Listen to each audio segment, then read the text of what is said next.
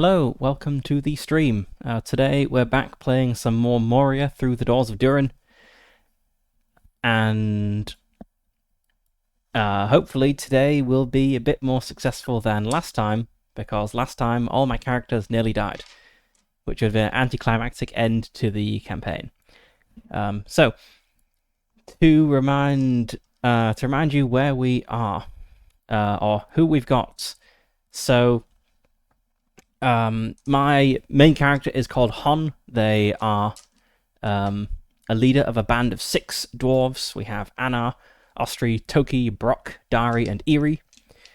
We've been on a few missions together so far. We did have another person whose name I have forgotten, Var. Var died last session, unfortunately. We recruited Eri in Var's place. So what's happened so far is we've been on 4 missions right now. We started off the campaign visiting the armories of the Third Deep to find anything really that the orcs hadn't taken, anything that could be of use to the expedition. I should say, we're here as part of Barlin's expedition to reclaim Moria between the events of The Hobbit and Fellowship. So it's ultimately going to fail, but Barlin achieves some success, at least before the end.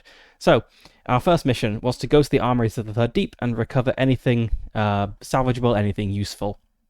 We didn't really get much. We got like a few things, nothing super cool really, but we did see a door bearing the symbol of Durin that was locked and closed and unspoiled. And we believe that beyond that door is one of the legendary treasures of dwarfdom, the Axe of Durin, handed to Durin by Aule the Maker himself. It's the weapon of the king. It is what we want to recover. Because our mission here, my character's mission specifically, not necessarily Barlin's mission, is to recover the treasures of old, to recover the symbols of kingship. And so we really want Durin's axe. Barlin has another reason to be interested in Durin's axe, however, beyond its cultural significance. You see, it's been prophesied that the dwarves won't return to Moria until Durin returns. And Durin has not come back. But Barlin is here. And if Barlin were to attempt to reconquer Moria whilst wielding the axe of Durin, isn't that kind of like Durin being back in spirit? I mean, he's not back in the flesh, but it's the next best thing. So that's why Barlin wants it back. Our next mission, after a short break of a few days, was to deliver some of these treasures that we'd recovered from the armories of the Third Deep to an outpost at the city gate, several kilometers away. How far? Several miles away, I should say. Kind of on the other side of the old city. So our base is... let's zoom in a bit. Our base is kind of like here. The first hall. We delivered, so we've been to the armories of the Third Deep, which are kind of like here, but a couple levels down. We then delivered some some weapons and war gear to the city gate over here. And then for our third mission, we found the chamber of Mazabal, which is... where is that exactly? I've already circled all these things last time. The chamber of Mazabal is over here. It is number 12. Let's just remove my circles from up here.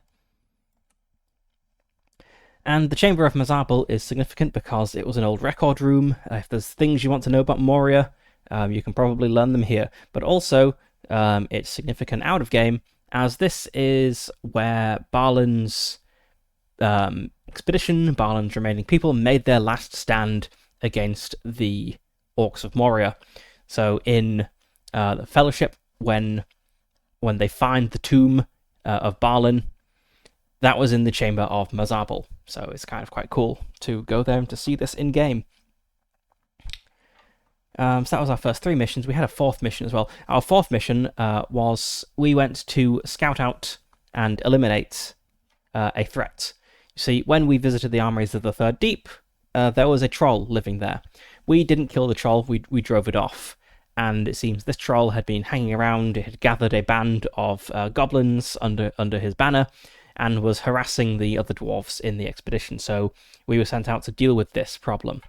And deal with it we did, but at the cost of Var's life, which is very sad. So that's where we are so far. Where we want to be. We know that there is a door beyond which may be the Axe of Durin. We know we want the Axe of Durin. So how do we get from there to having the axe? And this is where, if I were a game master running a game for actual players rather than myself, I would consult the material. I'd kind of come up with one, ideally more than one, ideally 3, maybe even 4 ways that players could achieve that, and kind of have seed clues to these methods and kind of adjust things to nudge the players on track if they were getting wildly off the beaten path. Of course, the players might achieve the campaign aims in some other way, or they might completely fail at achieving the campaign aims. But as the GM, you want to have at least some idea of how it could possibly be done. This is a bit different because it's a solo game. I'm both GM and player. And the solo rules for Moria, they presume, as on this page, that you're kind of rolling up random missions, and the rules don't really give you anything to help produce an overarching narrative like you would get from a campaign. Some solo systems do this, but not the solo rules here. So I spent some time before the previous session thinking about how the campaign could work, what a possible outline for it could be, and I came up with a kind of sequence of quests and fellowship undertakings that we can pursue that will lead us to recovering the Axe of Durin. It involves a prophetic dream, so it's a bit hand-wavy, but this is Middle-earth, this is Arda. Prophetic dreams and great coincidences, they sometimes happen. We didn't actually begin on this plan last time because of the party nearly dying. But that's the plan. The plan is to begin this session with this first mission up here, which is to search the King's Hall for treasures. And while we want the Axe of Durin, we also want any other kingly treasures that we can recover. And so, searching the King's Hall and the nearby King's chambers, that's a good step towards that. This will give us a clue that will ultimately lead us to finding the Axe of Durin. I've also been thinking, just between last time and this session, what side quests we might do, because finding the things, finding like Durin's tomb, finding who had the keys to get through the King's door, those will involve probably multiple downtime sessions, consulting the records in the Chamber of Mazarbel for information. And you can't just do downtime back to back, you have to have things between downtime sessions, so I came up with a list of side quests I think we'll probably need around 6, maybe a few more, maybe a few less, to kind of tide us over between these downtime periods. And so this is kind of a combination of rolling things up and consulting the book to see what might be interesting to do. So I've got 4 so far, 2 more I'll kind of fill in later. But so we're not going to get to the gaps this time. So this session, I expect, unless things go catastrophically wrong, we will go and search the King's Hall for treasure. This could go catastrophically wrong because one of the nearby rooms has been turned by the orcs into a fighting pit. So that is quite a risky place to be in.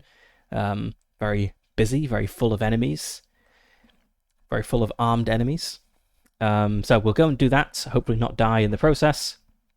Then we will have a few weeks of downtime to turn the Chamber of Mazarbel into a safe haven.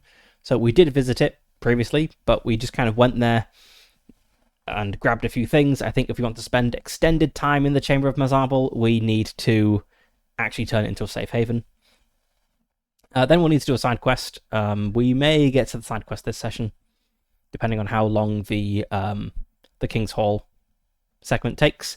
But the first side quest I got on my list is to recover the Mithril of Nan, spotted by a previous scout party. So Nan is kind of a big winch mechanism to bring things up and down from the mines, and it is stuck precariously over a, well, not exactly bottomless fall, but so long it may as well be bottomless fall, with a load of mithril ingots piled upon it. And so we'd quite like that if we can get it. But first we have the King's Hall. So I believe last time, yes, I finished the fellowship phase last time. So we recruited Eerie as our new companion. Eerie is a gem hound. They sniff out valuables. They know things about gems. They carry mining tools. They also keep a well-worn tankard on their belt. So that is the sort of person Eerie is. And we performed our fellowship undertaking, which is to ponder storied and figured maps, which will help us when we journey. So I've copied down what that means here. So our fellowship rating goes up by +1 until the next fellowship phase, and that means we get more bonuses if we get into a fight, which we likely will, going near the King's Hall. And that's it, I think. Before we begin, I've kind of got like a little bit of detail about all the NPCs. So they all have their gift, which is kind of applies a bonus to a roll. They've got their quirks, and I've kind of fleshed them out a little bit for all of them. So Anar, he's a smith. He takes comfort working in the forge. That's how he relieves stress. Ostri, he is an artist, but he has terrible battle scars, and he draws, as we travel around, he draws the orc damage that he has seen so that he knows what needs to be fixed. Togi is a climber. He carries rope and pinions. He's got a long braided beard, and he is fastidious about maintaining his gear. Brock is a charmer. He's very charismatic, but he's also constantly covered in soot and grime, so I imagine him as kind of like a charming Victorian chimney sweep, like the "alright, governor" sort of person. Dari is battle-tested. He carries a famous weapon.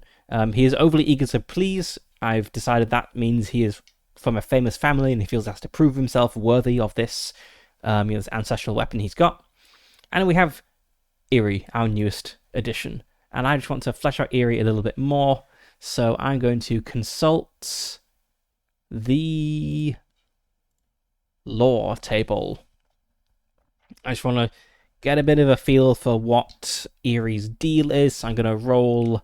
I'm just going to roll on it, and I'll look at the row I roll up. So each roll on the lore table gives you 4 words, an action, an aspect, a focus, and a feature. And I'm sure I can get some inspiration from this.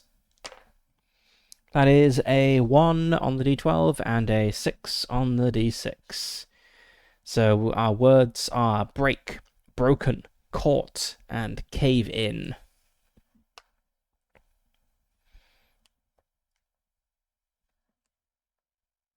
Break, broken, caught, and cave in. And we want to tie this to him being a gemhound or being a drinker somehow.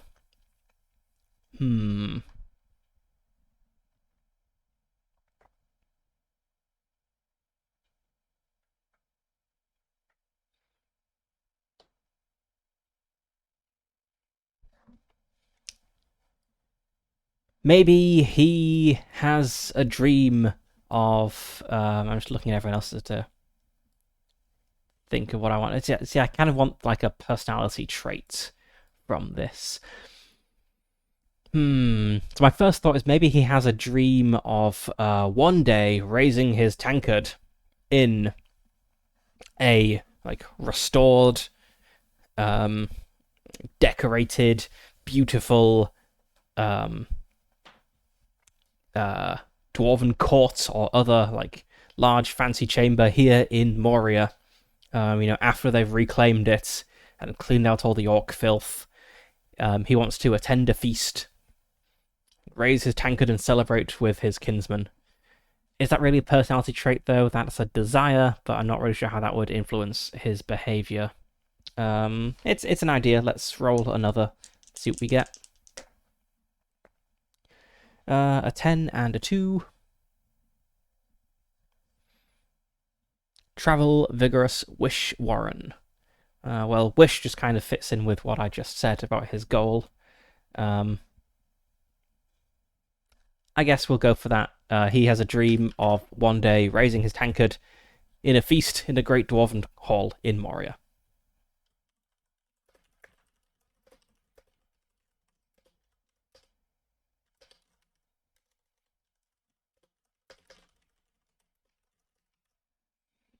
Not really sure how that will affect his personality, but we can see.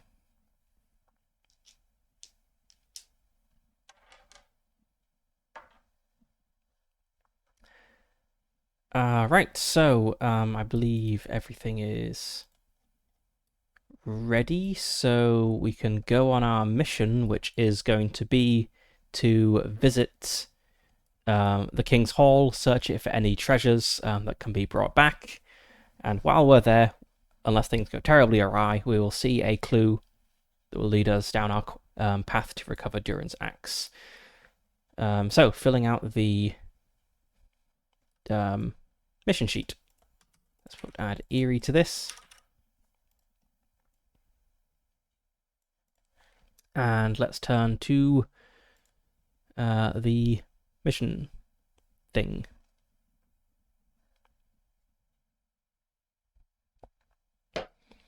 Okay, so our readiness is going to start at 5 because we have one hardened ally, that is Dari. I think I've realised that what you're supposed to do in this game is you're supposed to get one hardened ally after every mission, really. So I think what I'm going to do in every mission is I'm going to try to find some way of having one of my allies who's not already hardened kind of stand out, so that I can tick that box on the fellowship phase and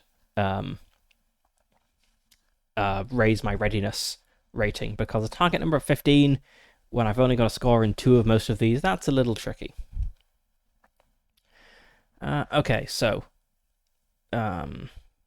readiness rating is 5. Dispositions all start at 2. We are a medium band. That doesn't affect our modifiers. And I think we're probably traveling. I think we're not traveling light because it's still a risky place. We're not really geared for war. Like, we're not necessarily expecting a fight. So I think that means we have medium burden. And we don't get any bonus or penalty to war. And our specialization is going to be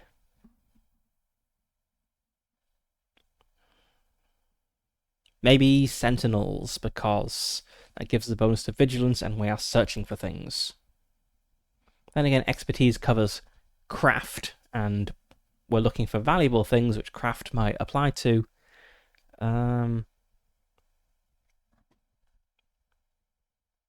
No, I think vigilance makes sense.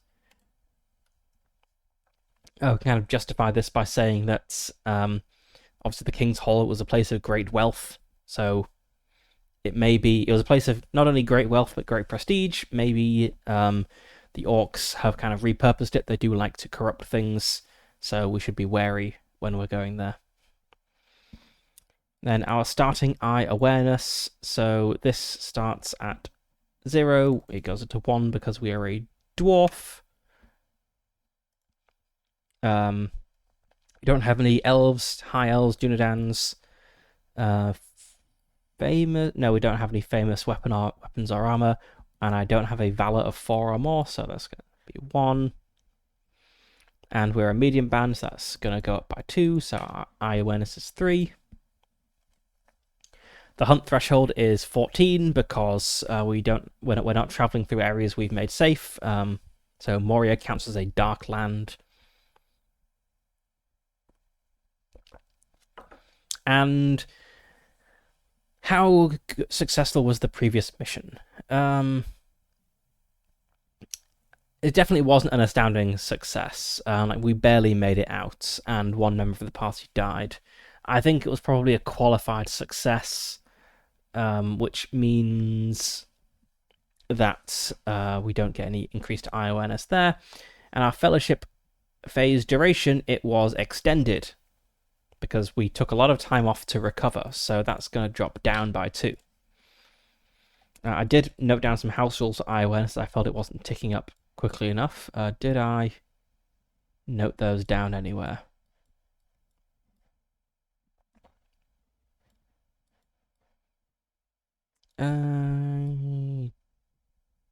I don't have them here, but I do have them in my out of session notes, so let's just note those down.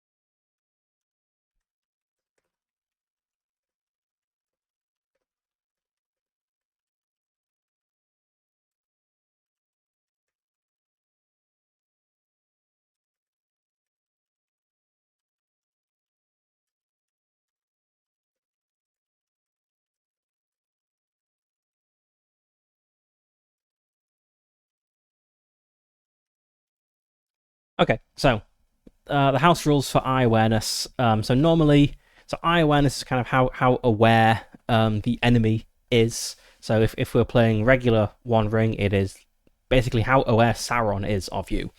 And if the eye awareness hits the hunt threshold, the minions of the enemy are actively looking for you, and we play out what's called a revelation episode, where something really bad happens. And normally, whenever you have a fellowship phase, the eye awareness resets back to its starting value, and when you have a revelation episode, the eye awareness also resets to its starting value. And I think that makes sense for missions or adventures kind of outside of Moria, where a fellowship phase is like multiple weeks at minimum. So that's plenty of time for suspicion to fade, and an adventure may last several weeks, even longer, like multiple months between visiting a safe place, depending on what exactly you're doing. So there's plenty of time for it to kind of build up in an adventure and plenty of time for it to fade away during a fellowship phase, so the rules make sense. However, in Moria,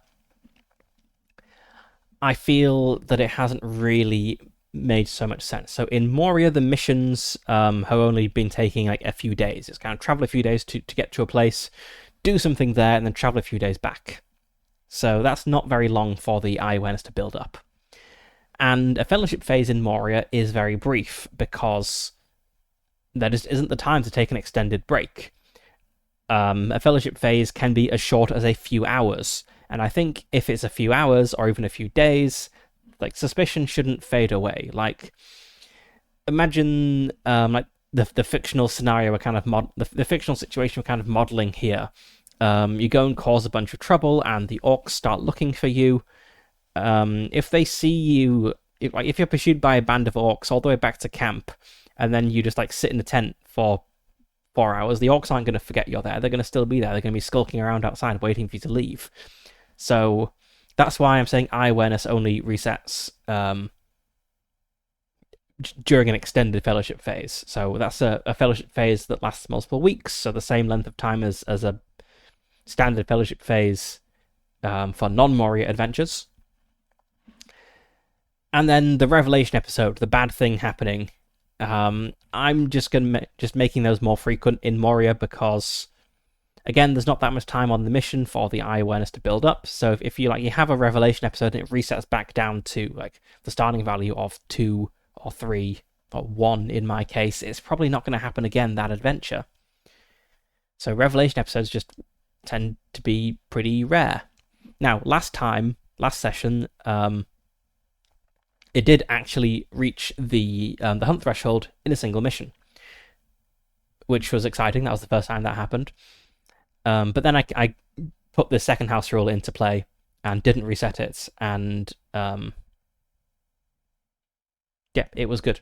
So I think we'll just keep that out. And so the effect should be that over a course of missions, the eye awareness kind of gradually builds up, and then like a sequence of then there's like one mission that's really bad where a bunch of awful things happen because we've finally been tracked down. Like we barely scrape our way through that awful experience, and then when we go back to camp and kind of hole up for a while, the eye awareness resets, and the next mission is much safer. So we still get the like escalating tension and climax, just over the course of multiple missions rather than one. Anyway, that's enough talking. We're ready to begin. So let's start by noting down our mission. We're going to search the King's Hall for treasures.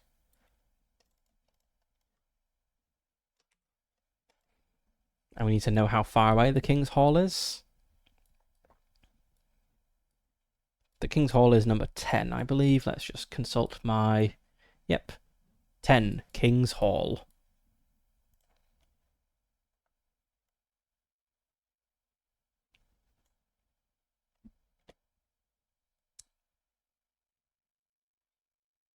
So yes, the armories of the Third Deep are directly underneath the King's Hall, although it's not like there's a stairwell down from the hall. They have to kind of go around and stuff. Right, anyway, how far away is that? Let's get my handy measuring stick. It's a journey of about 1, 2, 3, 4, 5, 6, 7. Let's round it up to 8. An 8-mile journey. So it's not very far away, which is good. Last time when we were fighting the troll, that was a 28-mile journey. That was quite a way away. Took us multiple days to get there and back.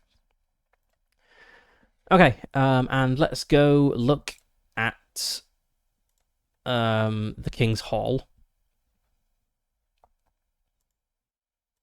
Just to see what is going on there. So I have read through this, but it was a few days ago. So, the King's Hall, a famous landmark. A king he was on carven throne in many pillared halls of stone, with golden roof and silver floor, and runes of power upon the door.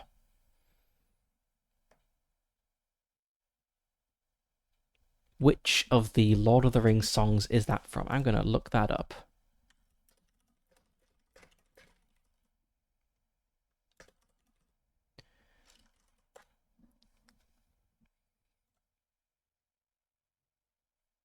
The Song of Durin. Makes sense. Yep, a king he was on carven throne in many pillared halls of stone, with golden roof and silver floor, and runes of power upon the door. The light of sun and star and moon, and shining lamps of crystal hewn, undimmed by cloud or shade of night, there shone forever, fair and bright. Not quite forever.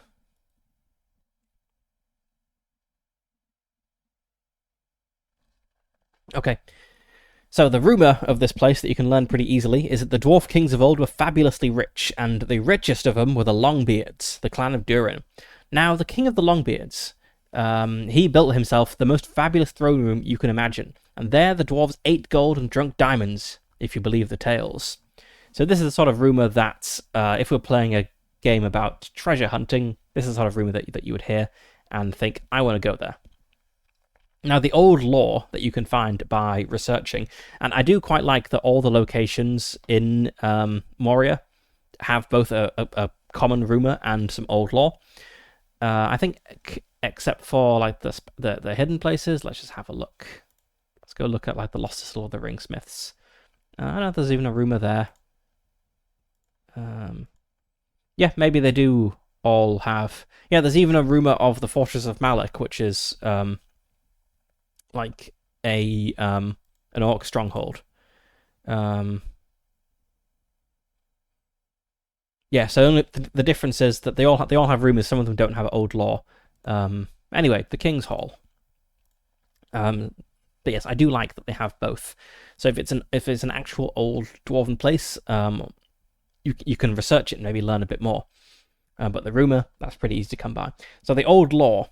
It was Durin II who built the King's Hall, and it remained the throne room of his line for many generations until the death of his heir, Durin VI. That was the one killed by the Balrog. The chambers adjoining the King's Hall may have been of even greater import. There was the Hall of Judgment, where dwarven criminals were judged, the Hall of Seven Thrones, where the houses gathered, and it is even said that the dwarf kings had a way of communing with their maker Aule himself. If true, then surely such a treasure would be near the King's Hall.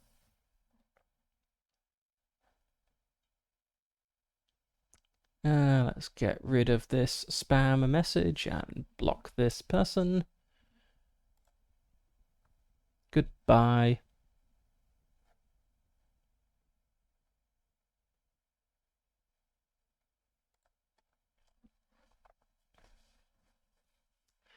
It is a little sad streaming and seeing one viewer, and it turns out they're a spam bot, but what can you do? Anyway, so that's the lore of the King's Hall. So it wasn't actually the throne of Durin the First, but Durin the Second is a pretty good guy as well. All the Durins were, really. And let's see. So, locations on the way. We have the King's Road, this huge grand path leading in.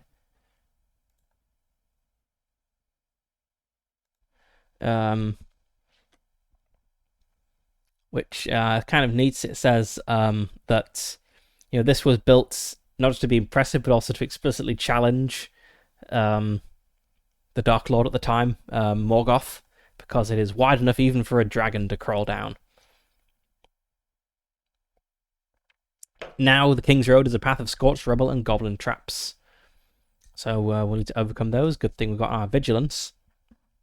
We've got the Great Atrium, which is kind of this huge hall in front. It is despoiled, the crystal lamps have been broken, the golden statues brought down, but there are intact doors. So the one leading to the Hall of Seven Thrones, the one leading to the Hall of Judgment, they're intact, but the doors to the King's Hall was smashed by the sorcery of the Balrog. And we can potentially find some fragments that still have functioning runes of power upon them. If we succeed on a scan roll.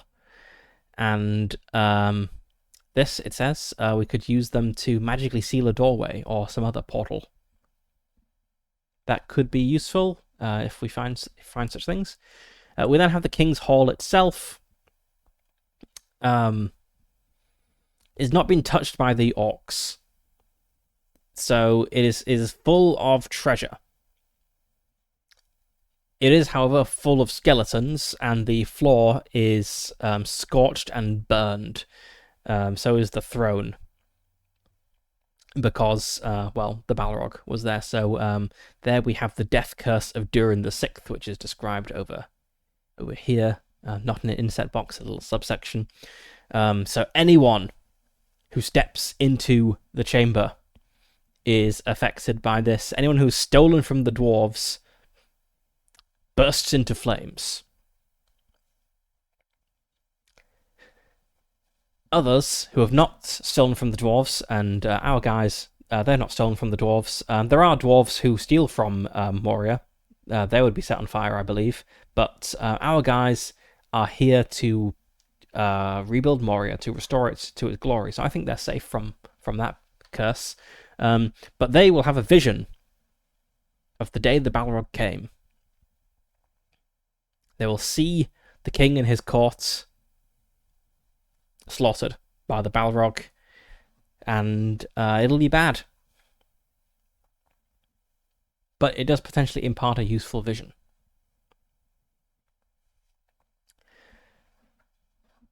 We also have the royal chambers, so these are off. These are off to the left side, kind of the King's Hall, and this is one of the places we'll be searching for the kings and any like kingly relics that are left. Ultimately, we won't really find any. We can potentially find the chest in which the 7 rings of the dwarves were brought to Moria, but nothing else really. Sorry, no, I totally misread that. Lots of things, because again the orcs haven't robbed this place because they can't get in without bursting into flames. So it's full of things, possibly valuable like weapons and stuff as well. We'll have to roll and see. We have the Hall of Seven Thrones. This is where the seven fathers of the dwarves, the seven kings, gathered on times of great import, and now this is still kind of holy. Violence is forbidden there. You can't perform violence. Anyone who does commits a misdeed, they gain shadow points. And finally, we have the Hall of Judgment. This is where the kings pass sentences on criminals, where they were exiled. And this is the most dangerous place in the little compound because the orcs have turned this into a fighting pit. So this place, I think, is going to be quite busy. One of the suggested things that could happen is you might be captured and brought to the fighting pits. Which that might be better or worse than other places you could go.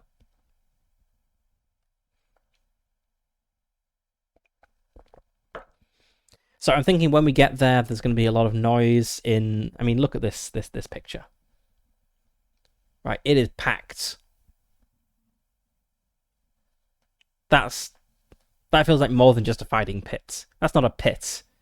That's like a little indoor coliseum. So I'm thinking as we get there, it's going to be super noisy in that room, which is room 6, I believe it was. Yes, room 6. So like on the left here, off the road. The road itself is also going to be quite busy, as will be the atrium.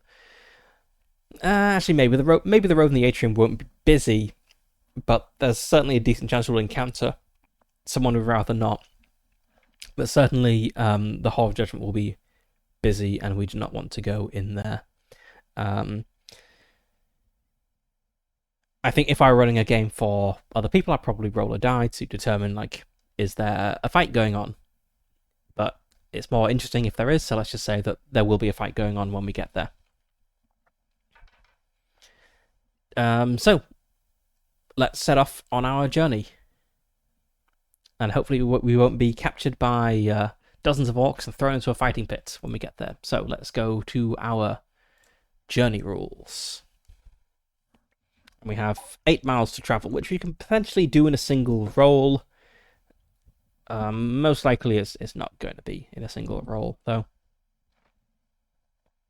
Alright, so first we need to make a marching test, which is a maneuver roll for our band. And you can see this is a little tricky because we're rolling our d12 and 2d6, and we want to get 15.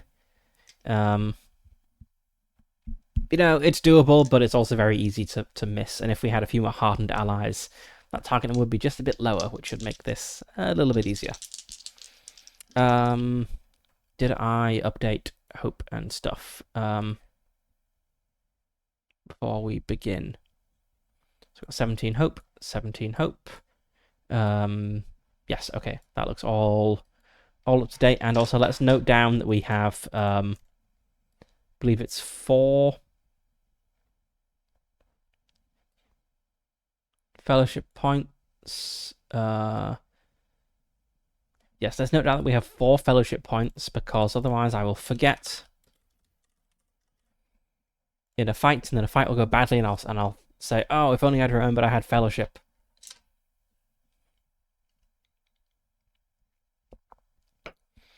And I don't think anyone's got anything really that helps with journeys. No. I mean, Toki has rope. That would help if we need to like climb somewhere, but it's generally traveling. No one really has anything that helps here. Eerie will potentially be useful on this mission because he is a gem hand. He sniffs out valuables. I think that could maybe give us a bonus to some rolls to find kingly treasures. Possibly that's a hidden chest that brought the rings in. But anyway, let's begin with a maneuver roll for our band. That is a 12. That is not a success on the maneuver roll, which means I'm going to lose a die on my travel roll, and my travel rolls are pretty tough. I have a target number of 18, which is it's rough. I am inspired, or favored, or whatever. I can never remember.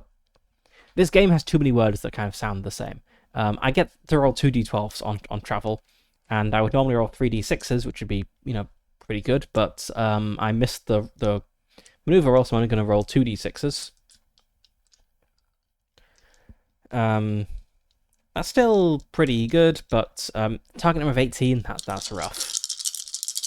I think if I were doing this again, if I was starting a new campaign of Moria, I would probably want to get a better heart rating and lower this target number. I focused on strength and wits. I didn't realize that I'd be making as many travel rolls as I am. I got 5 on both d12s. Nice. Well, that's a 10 total, which is a miss, so only travel 2 miles before something happens. Right, let's keep track of the distance. Okay, 2 miles. Let's see. So we've got some loose ends. These could come up. These don't look super relevant in this area. The Chamber of Mazaba is kind of higher up, and we're pretty far from the city gates. So yeah, let's just roll for an event and see what happens. Maybe it'll be a good event. 6 and a 1. Endlessly branching stairs and passages. So we potentially get lost and take like a whole extra day to do this journey. So it takes like a whole day to travel 2 miles. Okay, and we got a 1.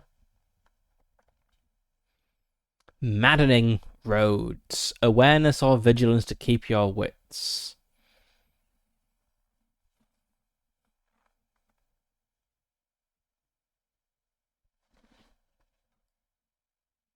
Okay, I think what's happened is... so if we look here, it looks like a very straight path from the first hall where we are to the King's Hall. We just kind of go like through and like along here. But I think we can't go the straight way.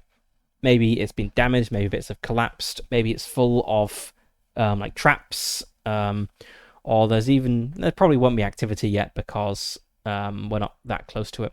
But yes, it's full of obstacles, and we kind of have to take like side roads, and it's just very hard to move because we keep kind of going off down a side passageway that we think will take us there, and then we move along for like an hour or so, and it turns out it kind of branches off in the wrong direction, or it's impassable itself, and so we have to kind of backtrack and find another route, and so it's just taking a really long time to find our way, and there's a real chance of like getting lost or repeatedly trying the same path. And we're going to try to tackle this with vigilance. Going to keep our eyes peeled. Maybe make like chalk marks on the wall so that we don't get turned around. And we'll see what happens. So if... also it says we should roll on the random chamber generator. Well, let's see where we get to when we resolve this roll. Okay, nice. That is a 20. That is definitely a success. So, just open another copy of Moria. Get to the random chamber generator to see where we have ended up. Okay. Chamber type, it is a 5. Is a well or water course. Maybe it's like the sound of moving water that helps helps direct us on this journey. And it is shattered by an earthquake. Okay, that kind of fits the idea of like collapsed tunnels I mentioned. Not really tunnels, corridors.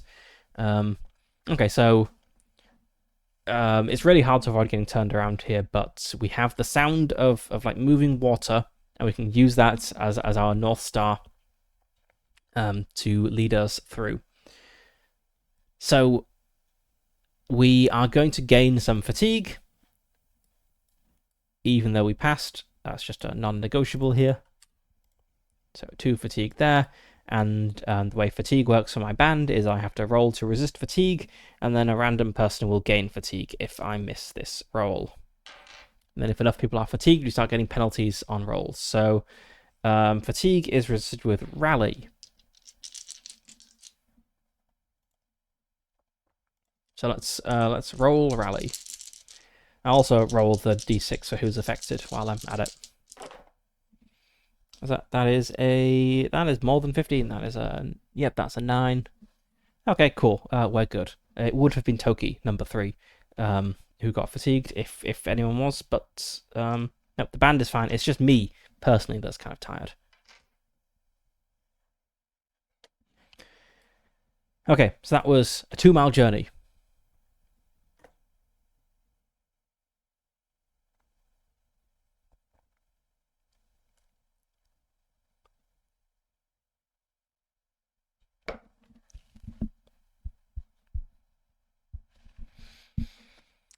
Let's try this again. So hopefully we'll at least succeed on the travel roll here, even if we fail the maneuver roll, because 6 miles is the minimum we travel on a success. So we can get there if we make a success, even if we just scrape by.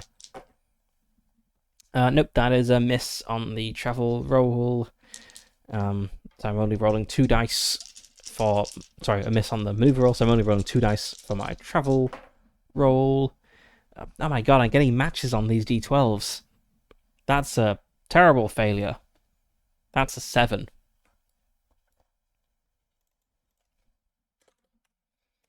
Okay. We only make it another 2 miles before something bad happens. Oh, well, before something happens. A 9 and a 6. That's the endlessly branching stairs and passages again. And we've stumbled into a dead-end corridor. Uh-oh. Need to retrace our steps. Let's see, which dead-end corridor have we found ourselves in? So we thought we'd made it out by following the sound of the well, but we didn't. Okay, it is a 4 that is in condition 6. Stairs that are... Oh, shattered by earthquake again. Okay, so maybe we spent like hours wandering around. We only managed to travel like 2 miles in those hours, but we think we made a pretty good go at it. However, we then continue on from this well, and we end up going down a long stairway and through some corridors, maybe like up another stairway, can bring us back to the level of the King's Hall, and it's just gone. I think it would be cool if the stairway is just kind of going up through this like vast empty space. So it's not like a stairwell tunnel. It's just a huge open space with a stone stairwell kind of built through it, and it just ends at some point, kind of partway through this space. So we need to backtrack. That's going to be expertise, which we are inspired at, so we do roll an extra d12. Which is good because I don't really want to spend like a whole day on this. Okay, so that's... Yep, that's a miss, even being inspired. So, yeah, it takes us a whole day to get back. And gonna gain 3 fatigue points. Also, I messed up the rally roll for the fatigue earlier. The fatigue acts as a modifier to the roll. So this is going to have a modifier of 3, which is pretty bad. So I need to hit an 18. Nope. Someone is fatigued. It is Anna.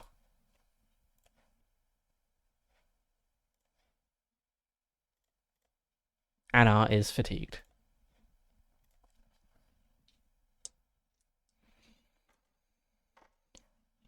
So we spend like a whole day on this, a whole day just traveling 4 miles. That sounds absolutely miserable. Like you can walk that in an hour. Um, that is an awful time. Um, so we maybe like spend the night in. Let's roll up a random room where we spend the night. Everything's shattered by earthquakes around here. A forge that's shattered by an earthquake. Is this a special D12 that only rolls sixes? And we spend the night in a forge that's in this earthquake shattered region. Probably don't have a very comfortable night. But we wake up undefeated. Our throats not slit in the night. Ready to proceed. So, come on, let's make it there. Let's not inch along this 2 miles at a time. That would be really dull. That's another failure on the maneuver roll. It's a shame I can't just like tell my guys to not.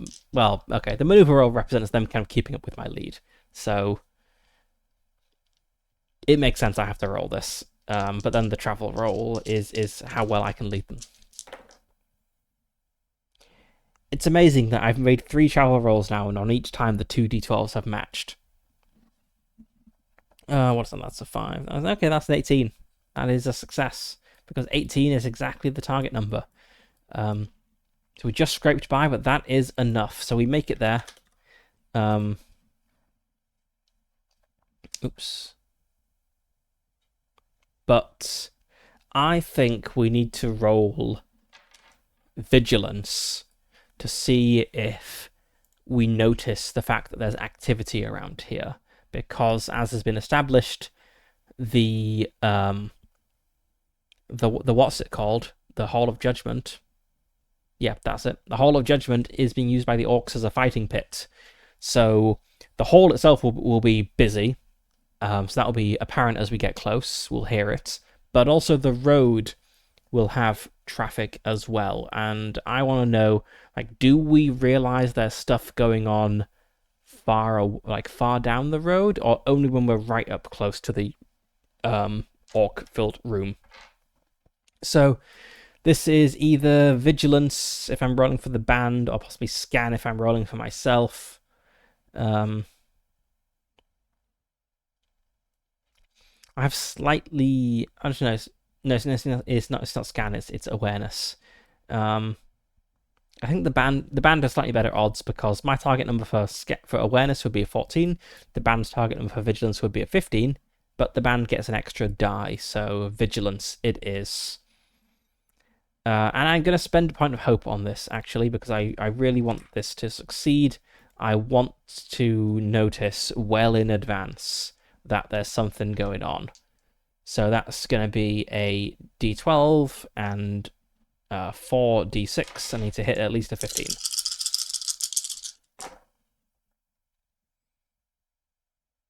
Yep, that's, I mean, no sixes, so it's not like an amazing success, but that is a success. So we do notice well before we get there that there is signs of like frequent traffic through this area. Maybe we even like stop and see a goblin kind of off in the distance, and so we proceed down very, very cautiously. And this is the end of our journey, so we should. Well, I should roll to resist some of this fatigue that I've built up. The band will do that when they when we make it back to the fellowship phase. So I'm making a travel roll, and it's not hampered by my band who keep tripping over their own feet.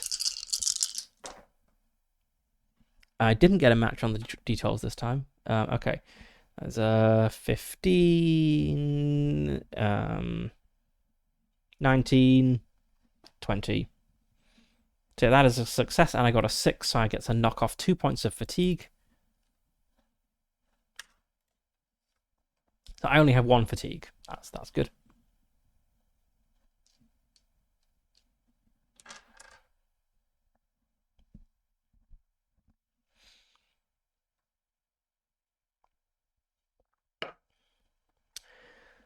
Okay, so let's set the scene where we've spent a whole day going through like side passages and up and down stairways and like backtracking and things because the main route is blocked off for some reason. Shattered by earthquakes, it sounds like. Possibly Balrog instigated earthquakes. And we finally make it back onto the road, which is like huge, grand, super wide, um, really impressive, daunting passageway leading down. Um, leading due west, I suppose. Leading us to this just like amazing open space, the great atrium.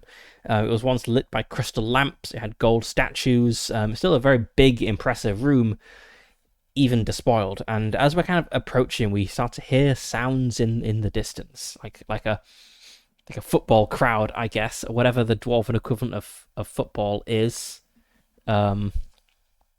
We see that the rubble and the dust are kind of disturbed. It looks like there's a lot of foot traffic through here. We see like a goblin actually in the distance, and everyone kind of like halts.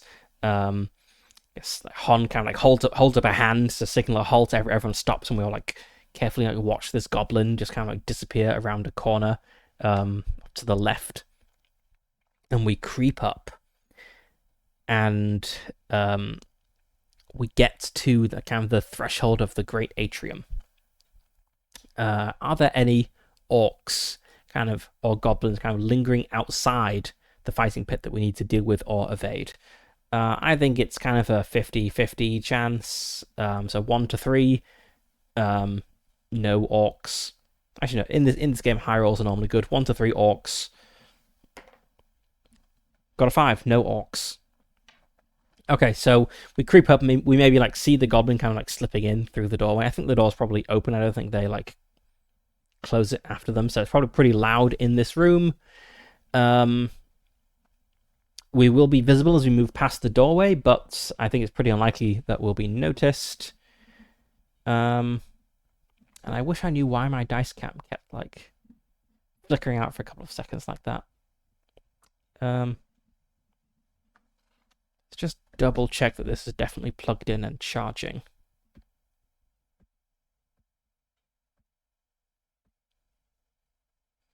Yep, that is plugged in and charging, so it shouldn't be like a power thing that's disconnecting it. Well, a technological mystery. Okay, so we've got an open door. There's loads of orcs beyond it. They will potentially see us as we move by, but I think as long as we're like quick and quiet, so there isn't really much risk of that. To our right, we have the probably open and how despoiled is the Hall of Seven Thrones actually?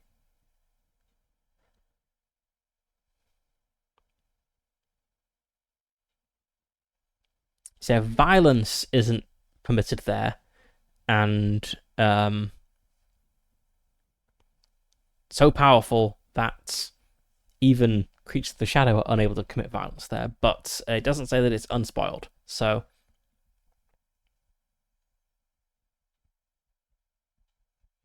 yeah, I think it's been looted.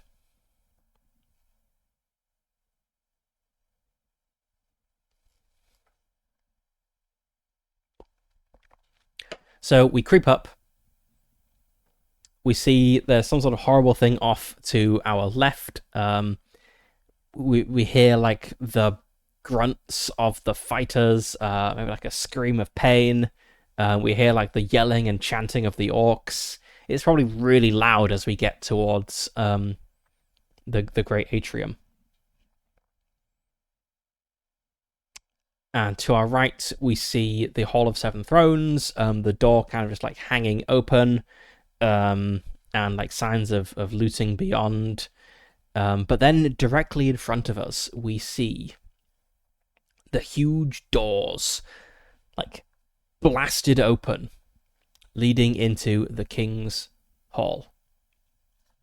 And I am going to get some water. So I will be right back.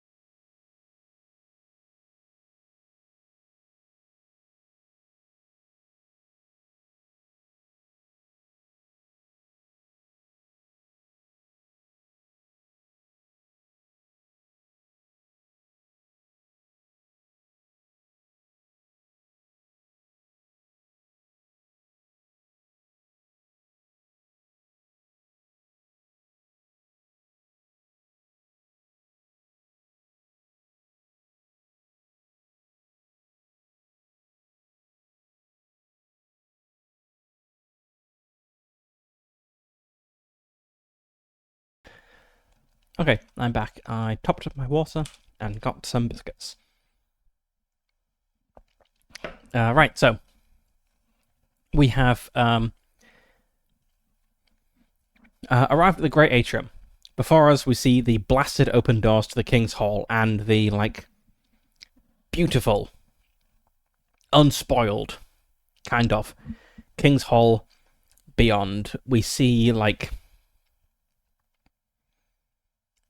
probably not much light, actually, because the lights no longer function, but we see the glints of gold and gems and silver, probably like marble and so on, all sorts of precious materials. And we see a huge burn mark in the middle of the floor and the melted throne, and we see piles of bones. That looks pretty awful. It doesn't actually say we get any shadow points for seeing this, but we will get shadow points, I believe, for experiencing the death curse of Durin. So we need to just make our way through the Great Atrium and into the King's Hall. Do I want to have a roll for this? I feel like we've kind of established that we can cross it easy enough as long as we're quick. I don't think this takes a roll to get through the Great Hall. There aren't any watchers out. Everyone is distracted by the fight, so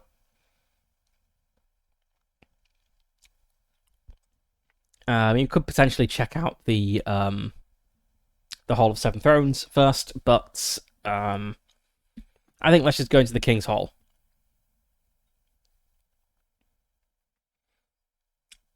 So we sneak across, ducking down, like moving behind, maybe like skirting around the right side of the room, so we're really away from the open door on the left. And I'm just gonna make a scan roll to see if we spot any door fragments the runes of power on, because if we do, we'll pocket those.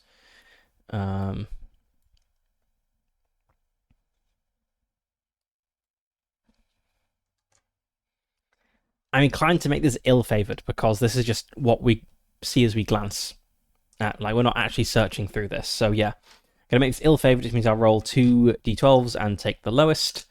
We'll kind of clock it as maybe there's something of interest there, like it's the doors to the throne room. The poem says they have runes of power on, but we're not stopping and searching because it's kind of risky to spend time in the atrium itself. If we were carefully searching them, then I would roll to see if any orcs spotted us. So, 10, 15. We do. We spot a door fragment with a rune of power upon it. So someone spots that. I know I rolled for myself. Let's just pick someone at random and say who spotted that. 3. Toki, who is a climber, spots that. Actually, no, thematically it makes sense. No, Erie's about to play a role. So, Toki spots that. Let's just note down that we got 1 broken rune.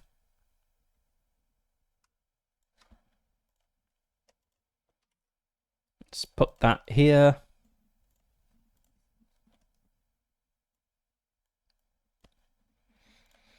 We have 1 broken rune. So, as we hurry through the rubble,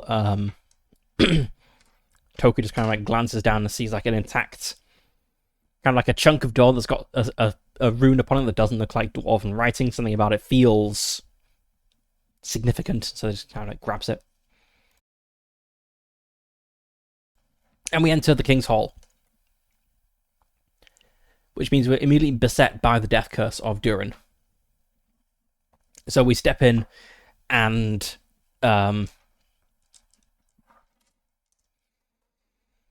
we step in, and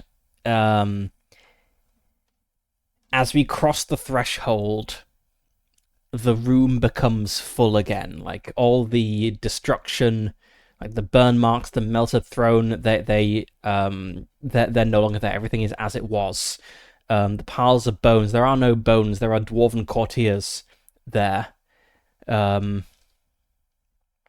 Everyone is kind of the atmosphere is tense. People are gathering weapons, putting on armor. There are guards, like hurry up and close the doors behind us as we come in. We are all armed and armored as well, in the same sort of gear as everyone else from Moria's heyday, like mithril armor, mithril weapons, and standing in front of the throne, kind of ordering this is Durin the Sixth. We've never like seen him in person, but we know who he is. We know who all these people are.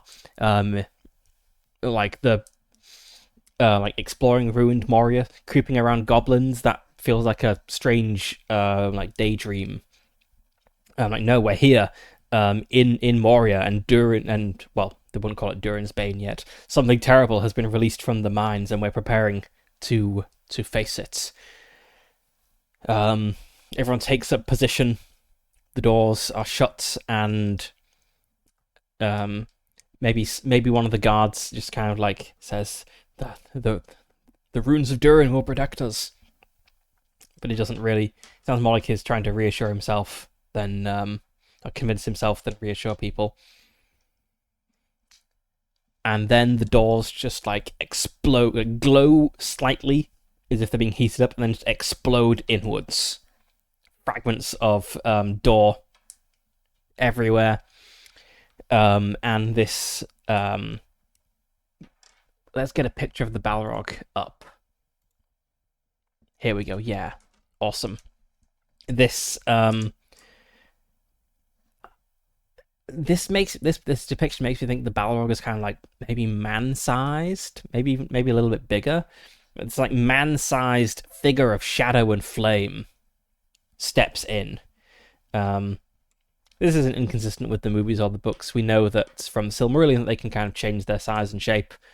So this like man-sized figure of fire and smoke with the hint of wings stretching out from its shoulders. It's like enters into the room. Guards charge at it, but it just kind of blasts them back with its power. It kind of proceeds to the center of the room, like swatting dwarves like flies, and just like gestures at Durin, and this like torrent of fire shoots out of his hand, incinerating Durin in an instant and melting the throne. And just before this goes down, just when like the door bursts open and the guards are trying to hold back the Balrog but failing, Durin turns to us. We are standing by the throne, and he hands us a heavy ring of keys and a small black pouch, and says, "Bring these to the new king. Hurry, go!" And like we start hurrying towards the west end of the hall, down the kind of road out, and so we just kind of see behind us as Durin is incinerated and his guards are slain. We gain 3 points of shadow for dread. So we need to roll to resist that. Dread is resisted by Valor, I believe. Let's just double check that. I believe it's only sorcery that's resisted by Wisdom. The shadow points. Yes, Dread is Valor. So, okay, I am rolling 2 dice. I've got a target number of 18. Yep, we didn't resist any of those, so we're taking those 3 shadow points. We're on 6 now.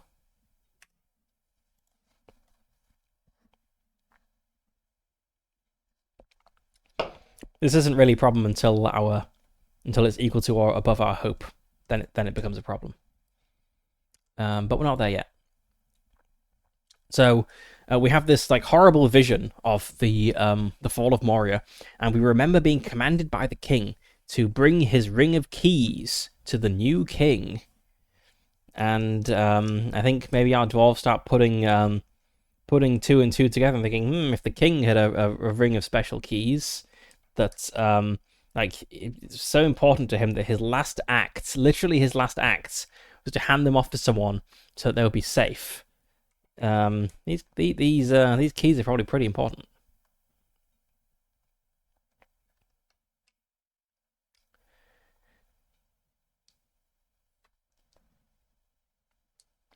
Okay, so we've made it to the hall. We experience this vision, and then we just like snap out of it, and we're in the ruin of the hall. Like people are already breathing heavily. Um, Probably got split up a bit as we wandered around in this like vision state. Um, and all we know is that there were some keys and they have gone off somewhere. So we do not expect to find keys here. But we should still search this room for treasure because we are here to recover kingly relics, and this room would sure have some. So it says the King's Hall. Let's just note down we've experienced the Durin vision. Where is my mouse? Here's my mouse. So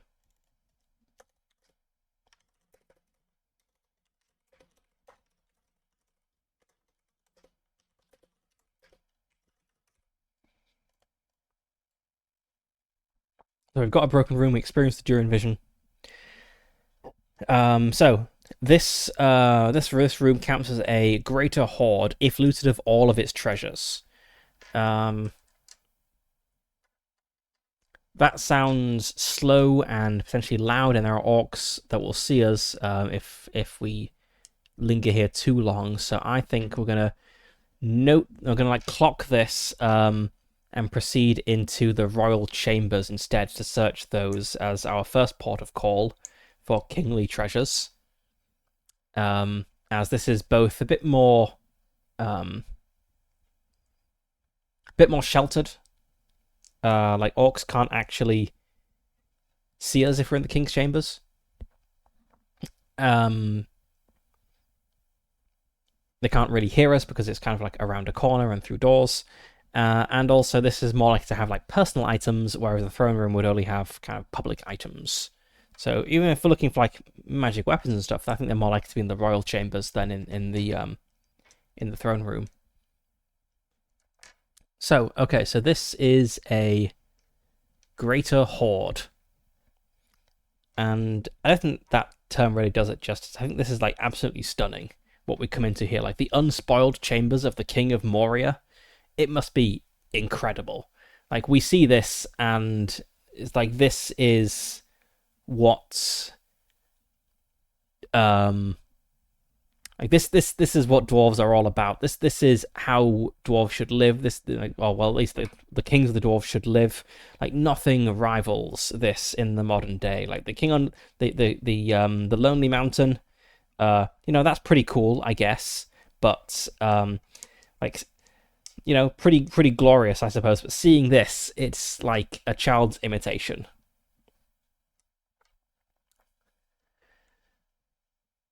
Okay, so we want a greater hoard, and we also need to roll to see if we can find this treasure. So I think rolling to find hidden treasure makes sense here. Obviously, like the king is the king's private chambers. It's guarded. People aren't going to come in here and loot it really, like during the heyday of the city. But even so, the king might have things that he wants to keep hidden away a little. But let's see, a greater hoard. So treasure value is 2 success dice, and magical treasure is 4 feat dice. Do I even have 4 feat dice?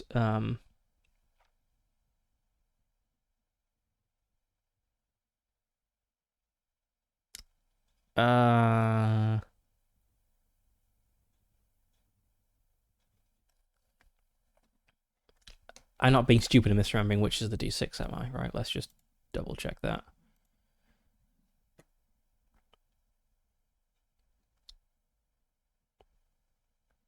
Okay, yes, the feat die is the D12. That's what I thought. Okay, so treasure value that I'm getting 2 success dice, and this is my own personal share of the treasure. Ooh, 10 treasure.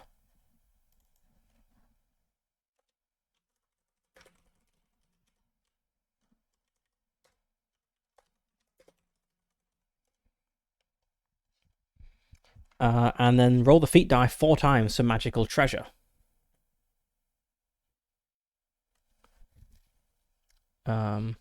Right, okay, yes, a Gandalf rune or an Eye of Sauron corresponds to finding treasure.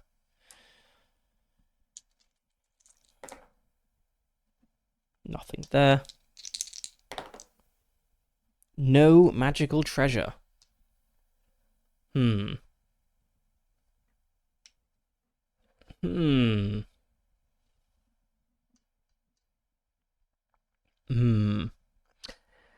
I'm kind of inclined to overrule this and say there has to be at least one piece of magical treasure here, because this is the personal chambers of the King of Moria.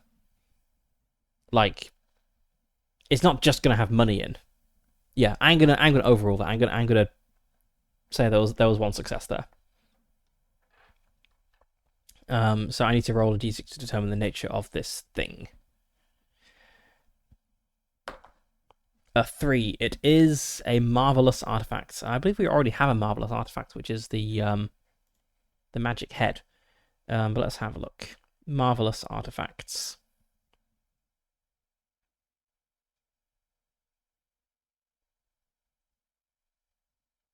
Yes, it's an object with a blessing. Let's have a look at the so there's something like suggested Moria treasure. Otherwise, I'll like nothing here really stands out to me. I'll come up with something else.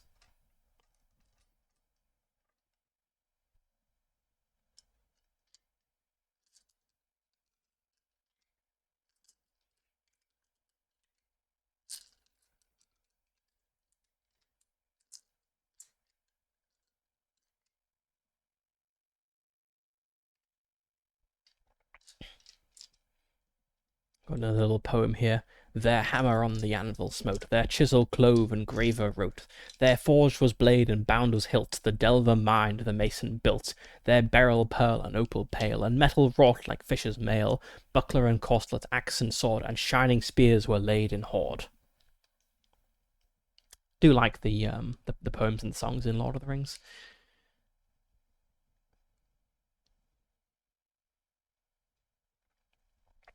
Okay, so we could potentially go for the Silver Dreamer of the Smith.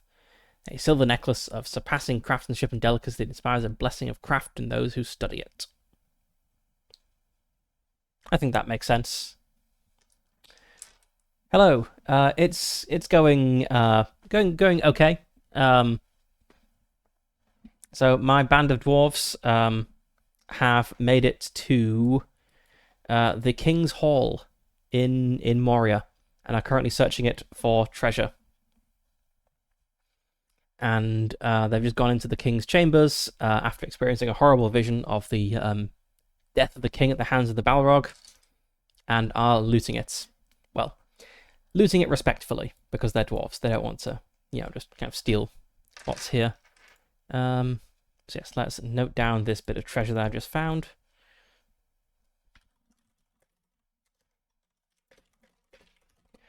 My day has been pretty good. It's today's my last day of work before, this year. I've got the next 2 weeks off, which is quite nice. How has your day been? A lot of work. That's unfortunate.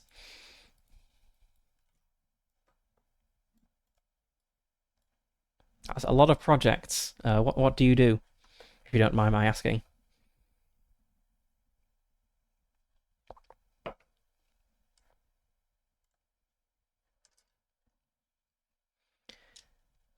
Let's see. So we have searched the royal chambers.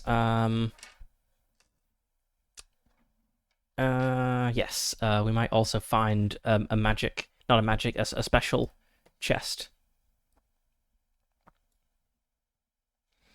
Drawing stuff for the streamers. Yes, I'm aware many people make pretty good money from that.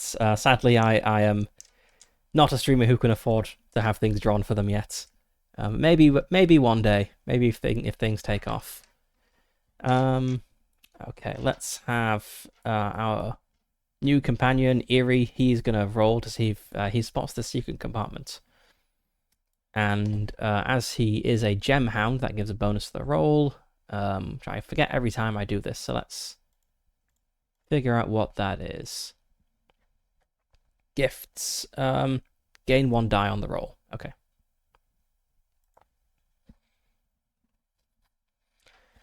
And this is going to be what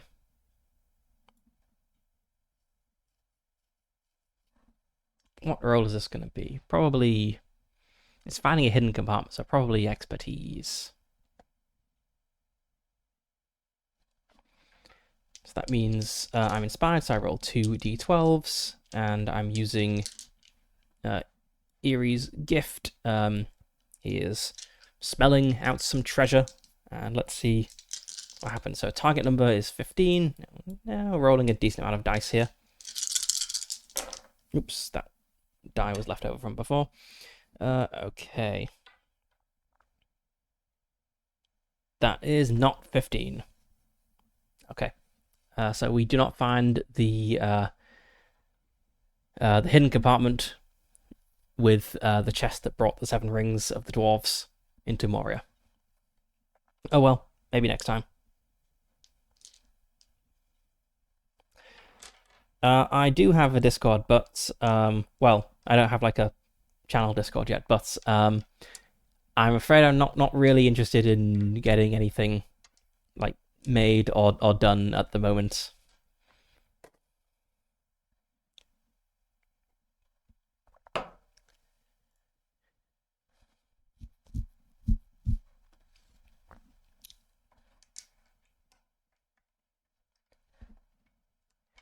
I think you'll have better luck asking someone else. Though, I mean, there are, lots of streamers do have, servers where people can share art and stuff. That's probably a better place to get feedback than just asking one person.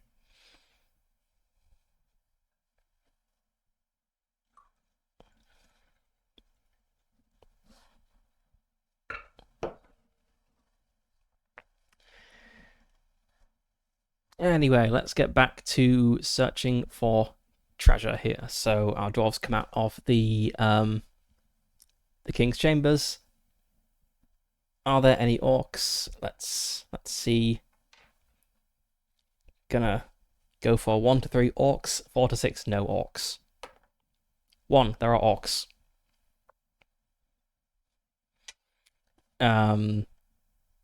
Orcs can't get into the king's hall because of the curse, but that means they're in the atrium outside. So maybe the fight has ended, and some of the orcs has turned in a direction the crowd don't like, and some of the orcs are leaving.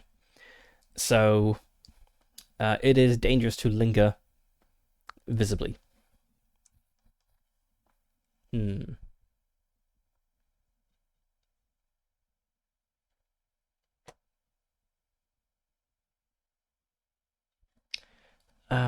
Oh, I also need to update my encumbrance because I'm carrying a load of treasure now. I don't think I want to search this place for treasure right now. It's a good chance of getting spotted, and I can't actually carry that much treasure more. I am here, yes, but I'm I think you'd be better off getting feedback from someone else. Sorry.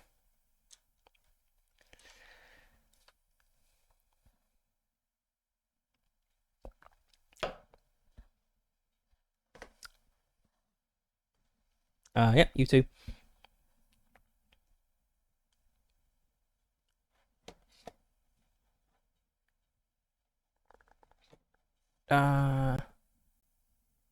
Okay. Where was I? Yes, okay, in the King's Hall, there are orcs out in the atrium, so we have to be careful. Like, if we stick to the sides of the room, we're going to be okay, but the door is very big and it is wide open, so we can't, like, really cross the hall from east to west. Um,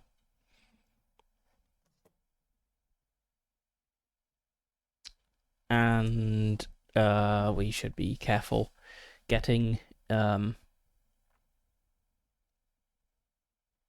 getting out. Hmm.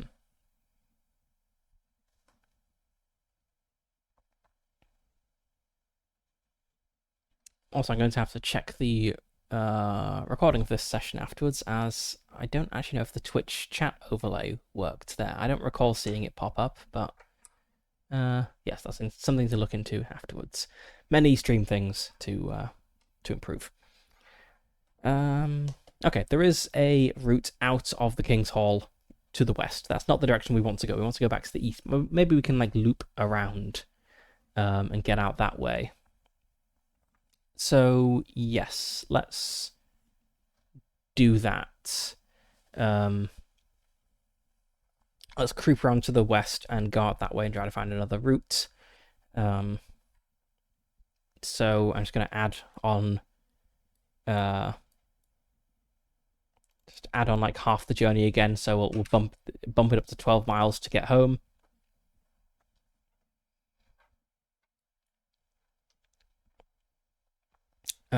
And yes, this is potentially a place we can return to in the future.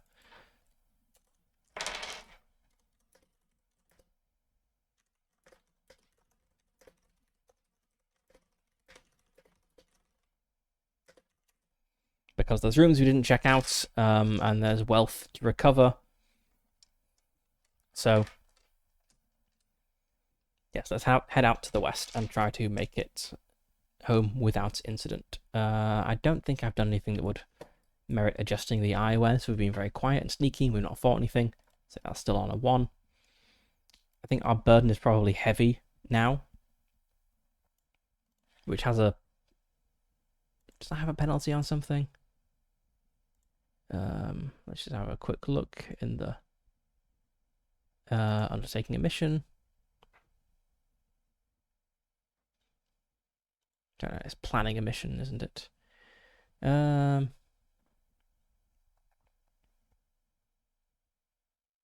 Yeah, I don't think heavy burden affects anything until we're overburdened. So let's try to journey home with our treasure. And hopefully it'll be faster than 2 miles per leg of the journey this time. Okay, start with a maneuver roll. Not off to a good start.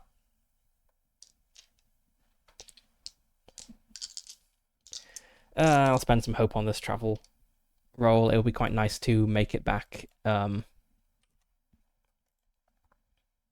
in one go. And let's see, is there any way I can have someone shine? I think Eerie, maybe. I mean, didn't find the thing he was looking for.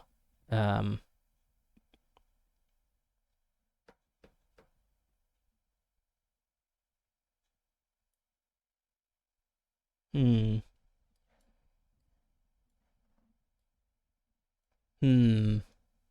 Rather than traveling back immediately, could possibly... So I want someone to do something risky that would merit them getting this hardened box checked in the fellowship phase. I don't think I can just say that this person who didn't really contribute meaningfully is now hardened. They have to have done something. I was hoping Eerie would find the hidden ring chest, and that would kind of merit that, but he didn't. So maybe because he dreams of raising his tankard in a feast in a restored Moria, he is going to try to grab some, like, at personal risk. He's going to try to grab something valuable from the King's Hall on the way out.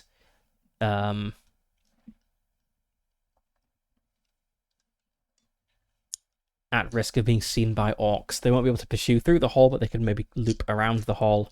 So, okay, Eerie is going to try to grab something valuable. So, before we leave. So that's going to be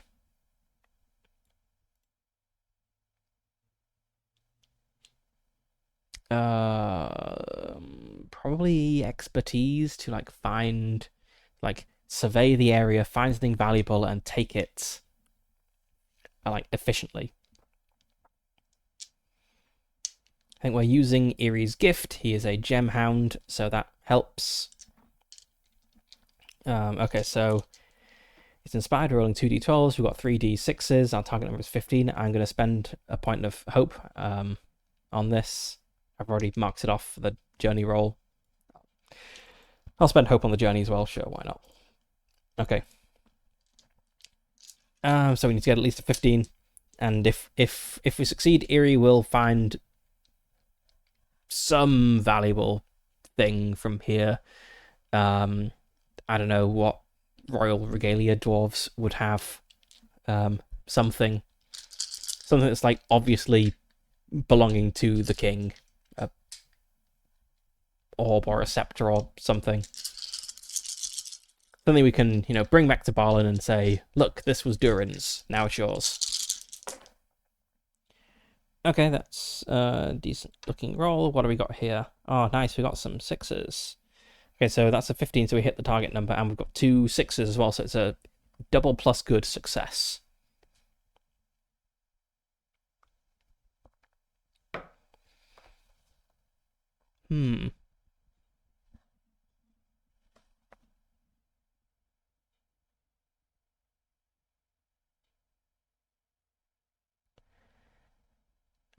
Something bad if I fail. Yes, so I think the bad thing was going to be, so I'm currently in the King's Hall here, which orcs can't enter because of Durin's curse upon it. They literally burst into flames, and I think the consequence for failure is going to be that we get spotted, and the orcs can't like immediately charge into battle.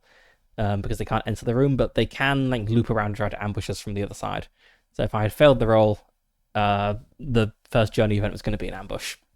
But we passed the roll. It's all good. And I've realized why I'm not really noticing the Twitch chat on the screen. It's because the text is white and the stream is very light. So I will tweak colors.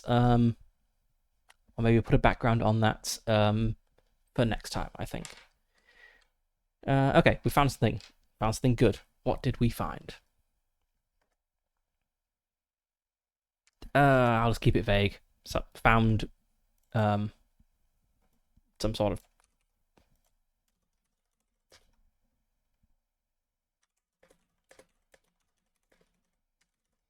Found some sort of royal regalia. There, let's keep it at that. Not necessarily magic or especially valuable, but we found a thing that's good to have found, and we can bring it back and say, look, we visited the throne room. Okay, and then we were journeying back before I interrupted to have this happen. So we failed the maneuver roll, so it's now time to roll travel. I've already spent a point of hope on this, so I'm back at 3 dice.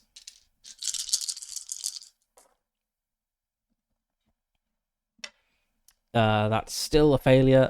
This is going to be a really long journey back, isn't it? Moved 2 miles down the road. And encountered a 10-3.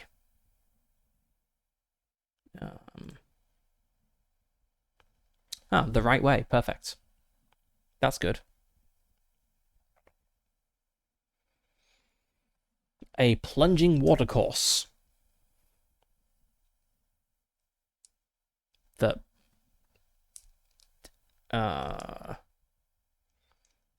hopefully we're not swimming along. That sounds risky. Maybe we're walking along it. Maybe it leads back to the well that we found when we were heading out here in the first place. So I need to make a an explore or expertise roll to navigate it.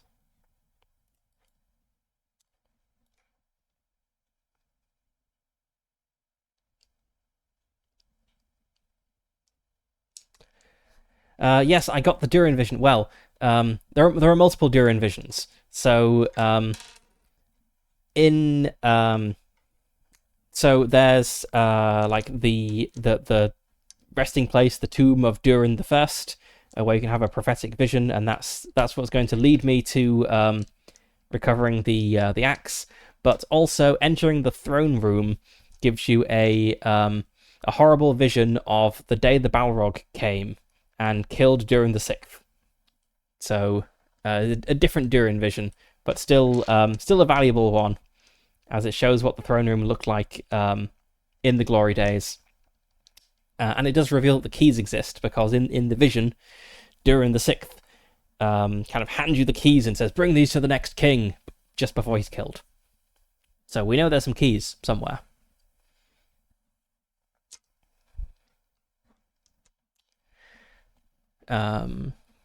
Yeah, I think visions are pretty cool.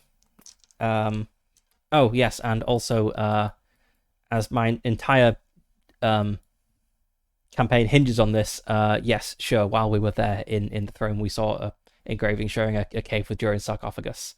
Totally didn't forget that until just now. That definitely happened, and the dwarves were very impressed by it. Okay, so plunging watercourse. What was I looking at? Explore to navigate it. Sure, let's try exploring here.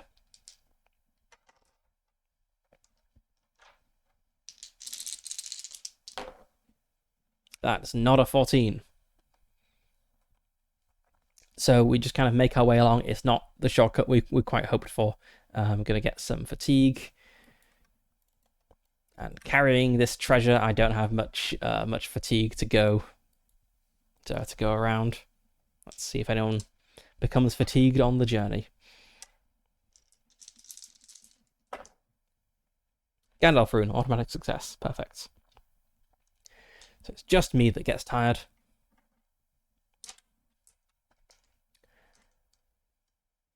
Okay, let's try again. Hopefully move more than 2 miles this time. I think I will spend a point of hope on this maneuver, because I just keep failing them. Really need more hardened allies to knock this target number down.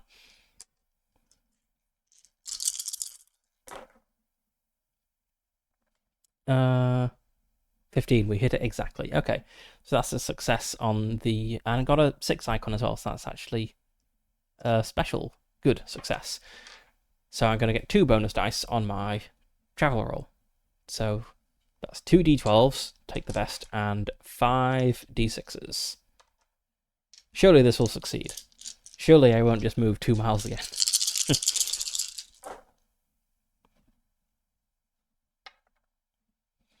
Okay, what do we got? Target number is 18. Okay, cool. So we've got 10, 18. Yep, it's a success, but no 6s. So we just move 6 miles. Which is over half the distance, but it would have been nice to kind of finish it in one step, but we didn't.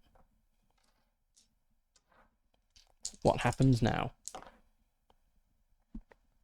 9 endlessly branching stairs and passages.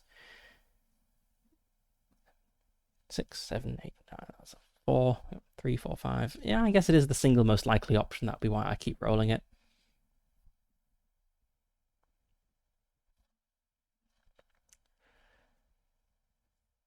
And we got to another dead end. Maybe our watercourse, it wasn't quite as fruitful a route as we hoped, or maybe we end up...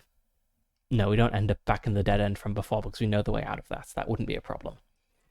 Yeah, I guess we follow this watercourse. We eventually leave it.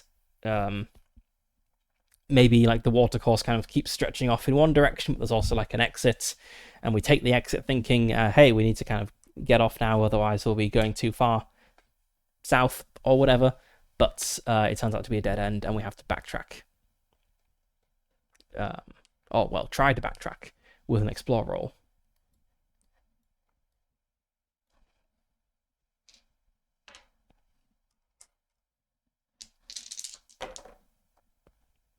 we failed to backtrack, as happened before with the last dead end. So I'm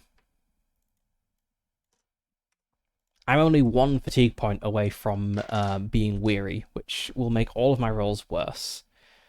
Let's see if anyone from the band is fatigued by this. Oh, actually, no, I am weary now, because if the skill roll fails for endlessly branching corridors and whatnot, so you add an extra point to it. So I am weary.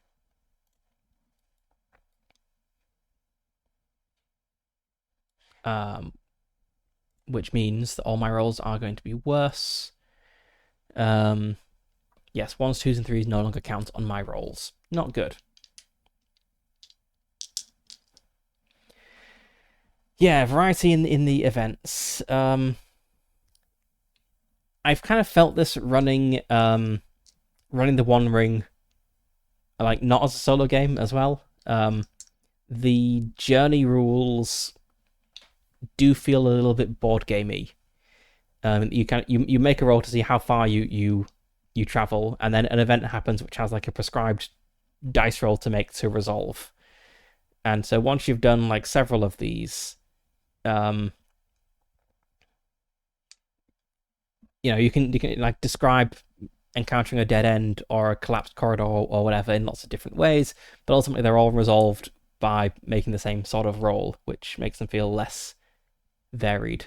I'm sure there's like another way to approach it that avoids that problem, but I'm not sure what it is yet.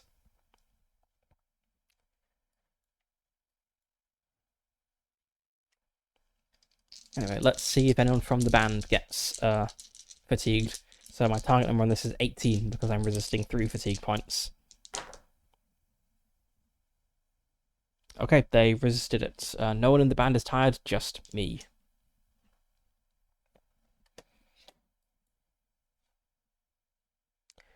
And now we've got another leg of our journey, which I'm going to spend another point of hope on the maneuver roll here because I need all the help I can get for my travel roll.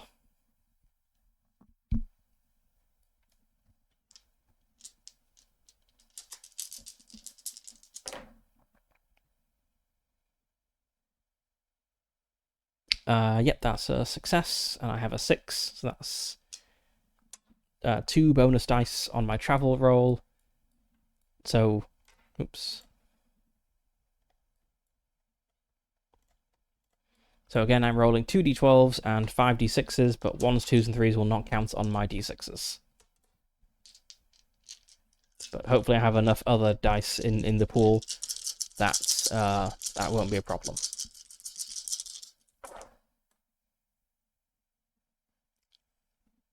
Okay, nope, it is a problem. I only got a 13 there. So we travel 2 miles and then something happens.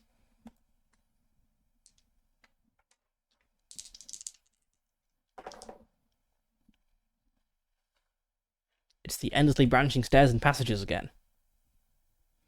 But this time we have unstable terrain.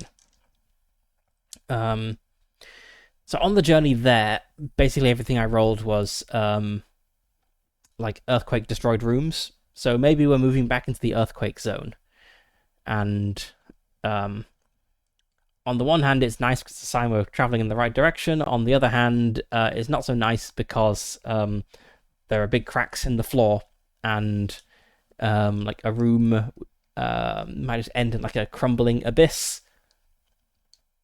And yeah, it's just kind of awkward to work around. A lot of backtracking. See what sort of crumbling chamber we have ended up in. Let's consult the chamber generator. We ended up in a 6, that is 2. A guard post or armory, that is suspiciously intact, I suppose, other than the earthquake damage.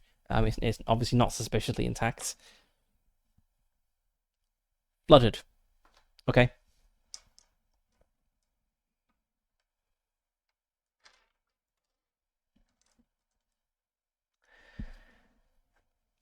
My character is not going to be able to resolve this with explore. Awareness or vigilance. My character's not going to be able to resolve this with awareness. Like, my target number, and that's pretty good, but I am weary. So I think the whole band at this point is working together to kind of power through together. And so I'm going to let them take the lead, go for vigilance. And this is an earthquake, unstable terrain. So maybe Toki, who is good at traversing difficult terrain, maybe Toki can help here. So Toki is going to take the lead and use their gift. So I got 3 points in vigilance normally, but with Toki's gift, I get another die. And if this fails, something bad's going to happen to Toki. Probably just taking the fatigue. I don't know. We'll see. Yep, that's my target number 15. That's definitely more than 15. That's pretty good. I got 2 successes. It's a really good success. I'm just going to say those cancel out the 2 fatigue. So we make our way across. Now both Toki and Eerie have distinguished themselves in this adventure so far, so I'll be able to make one of them hardened in the fellowship phase and maybe one in a later fellowship phase. And then the final leg of the journey, I'm not going to bother rolling. Actually, yeah, the minimum distance I can travel is 2 miles, so there isn't really any point rolling the last leg. I just make it back.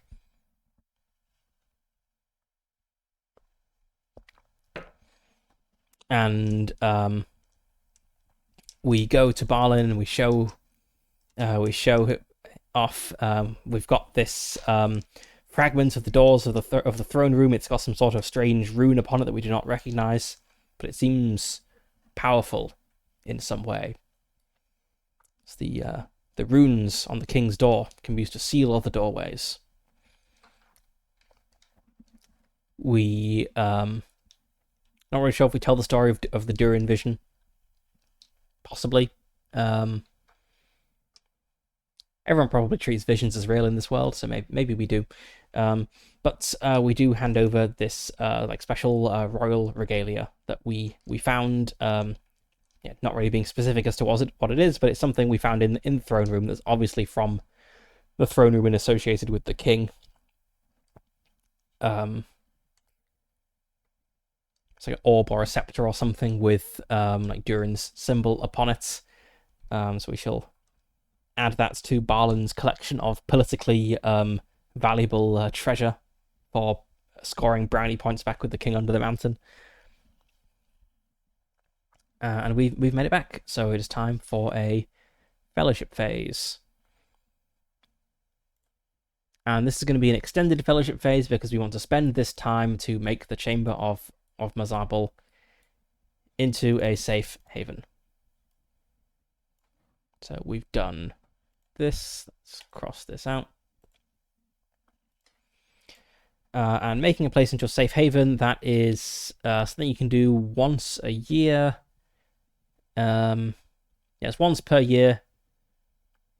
It does say if you return from a mission to secure a strategic location, which, I mean, not immediately. We visited the Chamber of Mazarbul and killed stuff a little while ago, but I think it counts.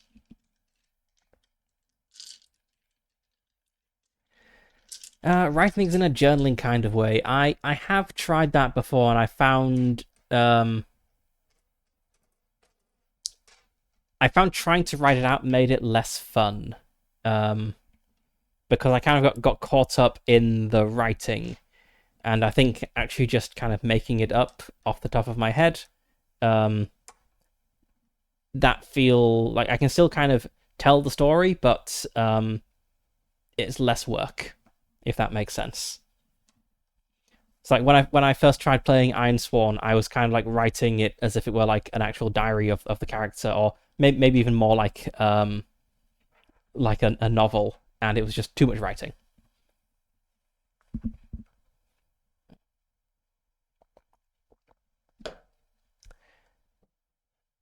Okay, fellowship phase. We can recover our hope points. This is an extended one.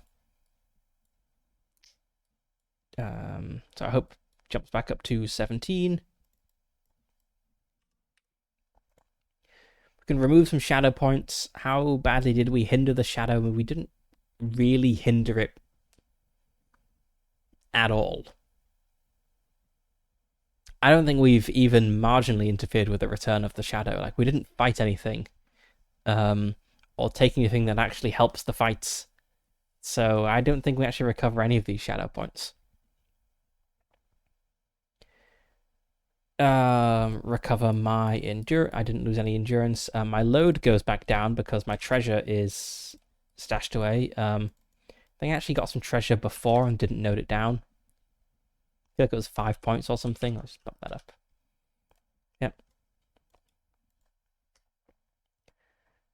No gifts are wasted. I'm not wounded. Clear injury and fatigue. And perform 2 undertakings. So 1 undertaking is to reclaim a safe haven. Need to roll to see if something bad, see if there is an interruption. Fellowship duration is extended to make the roll ill-favored. Okay. Nope, no fellowship interruption. Okay, I can make 1 ally hardened, someone who did something relevant. So that would be Toki, who helped us across a kind of collapsed room, or Eerie, who, at personal risk, went to recover an important item in the throne room. I think Eerie is now a hardened ally.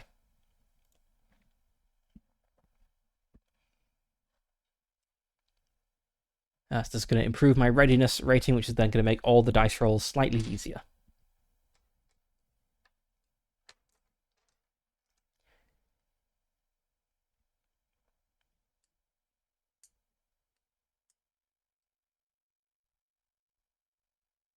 I do have 2 magic items now.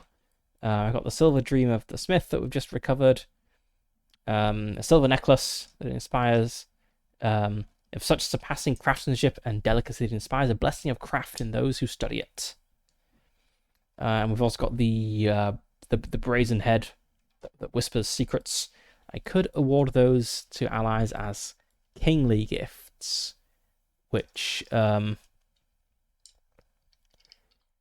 gives a bonus to rolls relevant rolls as normal gifts do, but also it lets you re-roll an Eye of Sauron, which is quite nice.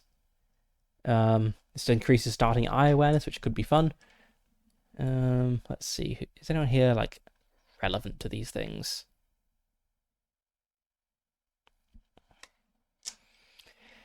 I think all the dwarves on this expedition must be slightly mad. That's probably why he accepted.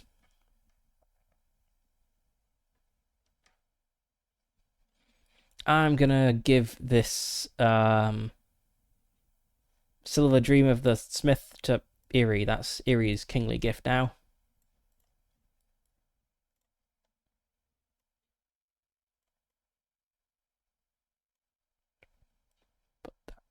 There we go.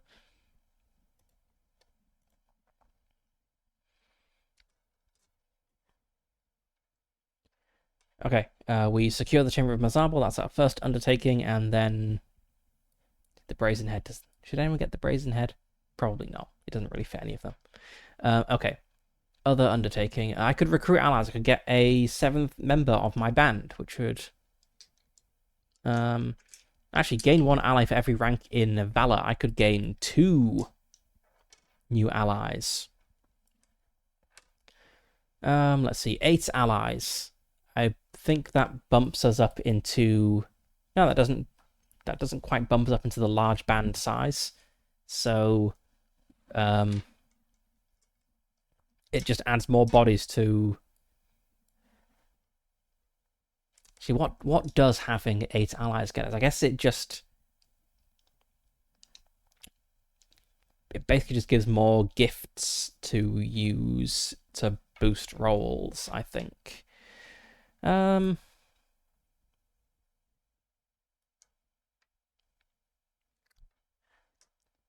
remind myself what the other undertakings are. but that one might be good.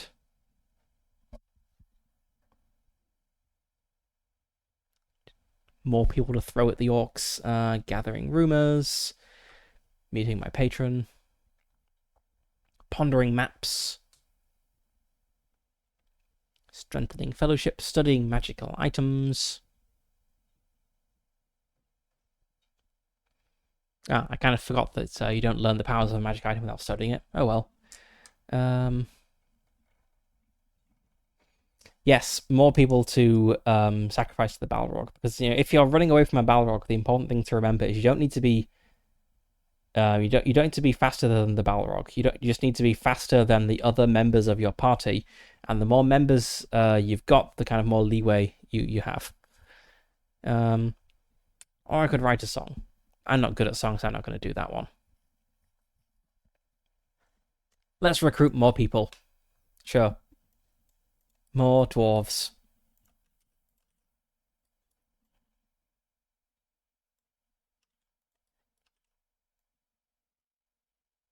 Oops, these guys aren't automatically hardened.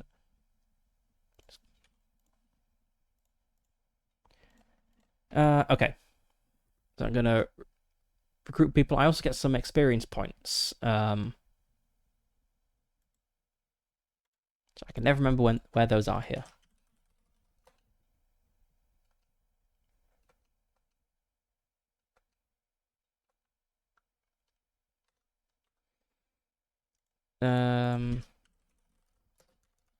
Adventure point. Here we go. Okay, we've just reclaimed a new safe haven.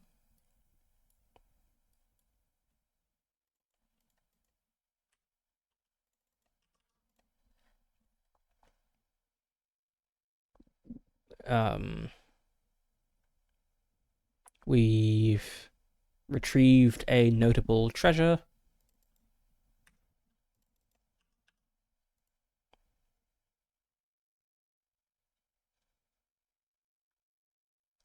And okay, so that so face a revelation episode is an adventure point, and face a noteworthy encounter is a skill point. So there are points for like having a kind of significant encounter.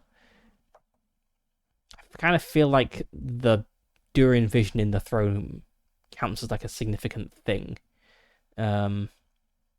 Because we saw something, like we saw a vision of the city as it was before the fall, and learned that he gave the keys to someone to bring to the next king. Is it a skill point or an adventure point, though? I'm not sure. Let's just 50-50, 1 to 3, it's an adventure point. Nope, it's a skill point.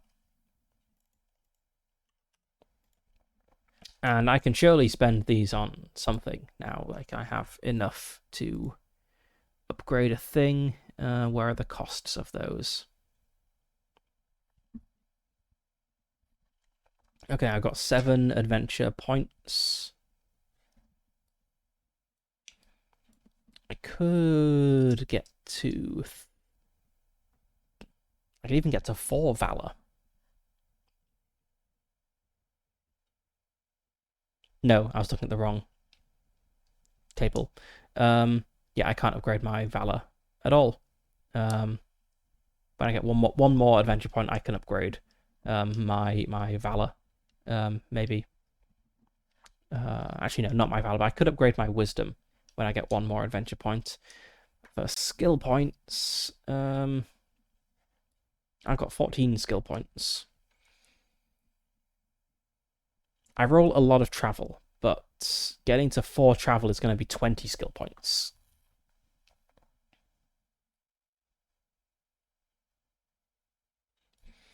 I feel battle and enhearten, they also come up a lot in combat. What else comes up in combat? There's battle and enhearten. I'm sure there's something else. Let's just have a look.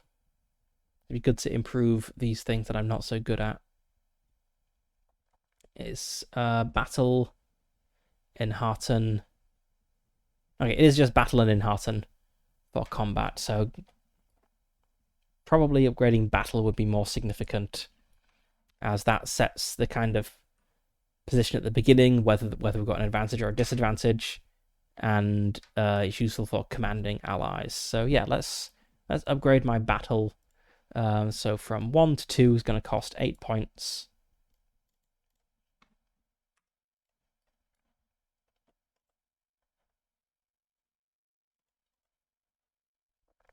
Now I've got 2 battle. I mean to roll up 2 new allies.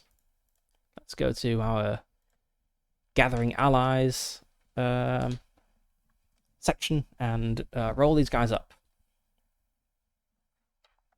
Okay, we've got 2. Let's just roll them up at the same time. Okay, we've got a 1 and a 6 for a gift. That is a Prowler. At home in the shadows, light on their feet, moves unseen.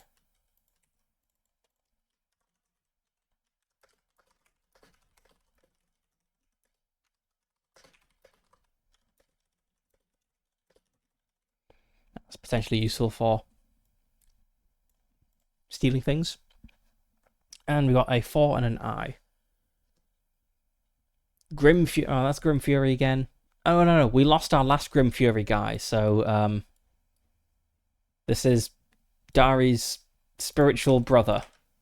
Also fights a lot.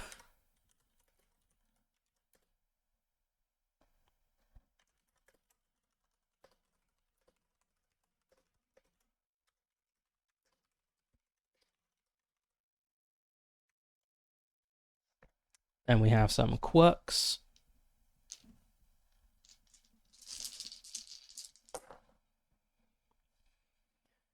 Uh, 4 and an 8.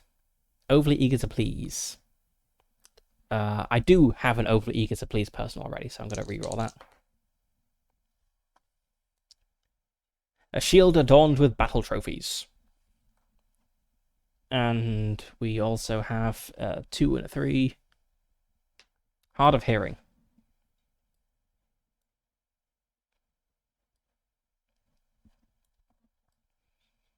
It kind of makes sense to put the shield adorned with battle trophies over here, but I also kind of quite like the idea of a warrior who's hard of hearing. It's a little funny. Been hit on the head while wearing a big metal helmet 1 too many times. Yeah, let's go with that.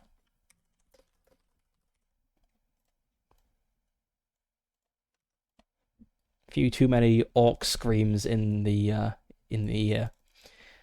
And this has a shield adorned with battle trophies.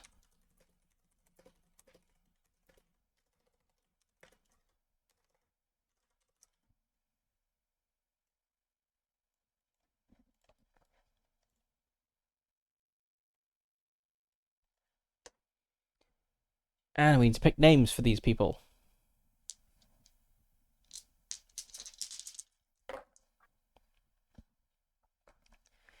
A 4 and a Gandalf. Var. We already have a Var, right? No. Why am I misremembering all my dwarves? Var was the one who died. Okay, Var is the okay, so the spirit of Var has kind of like returned in the form of these 2 separate dwarves. Yes, it wasn't Dari, it was Var. So we have Var 2. And we've got a 2 and an I. Anar. We've already got... I'm not having 2 living allies with the same name. Let's... 8. Litter.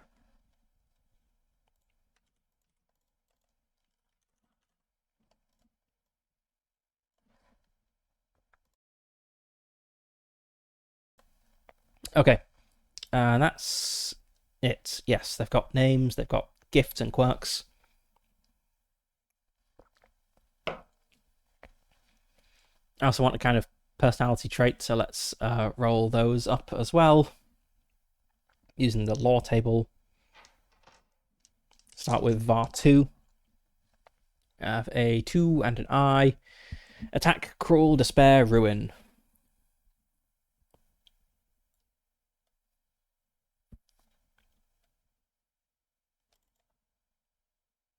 Maybe he is cruel. He has a shield of dawn with battle trophies. Um, and he sneaks around. So maybe he doesn't just like kill orcs. He and goblins. He takes pleasure in kind of doing it up close and taking trophies.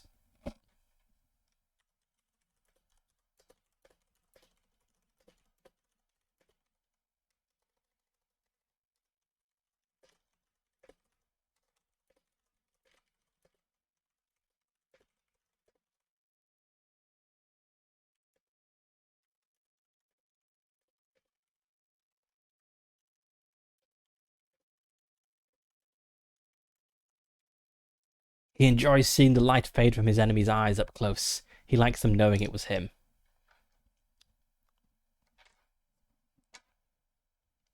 Got a real edgy guy here. Probably an orphan, and the orphanage burned down. And he only wears black. And we also have Litir, who has a grim fury and is hard of hearing. Got a 7 and a 3. Prevent precious quest rubbish.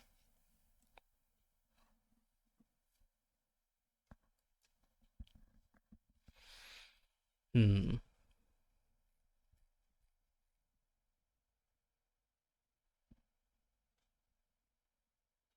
I'm not really seeing how to tie those in. I'll come back to it later.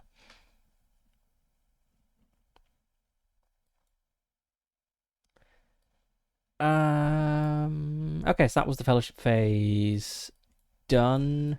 Oh, let's note things down before I forget. What was the title of the mission? Copy all this over and edit it. Search the King's Hall for treasures.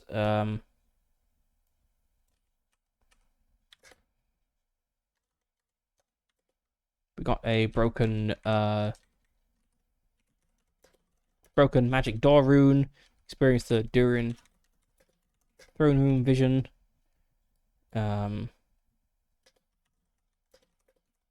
Saw the keys being handed off. We recovered Silver Dream of the Smith.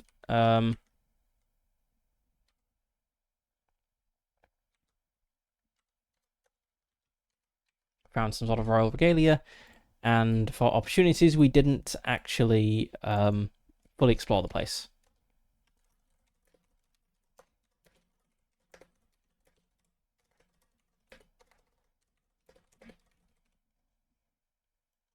Explore, not explode. And this thing, I think it took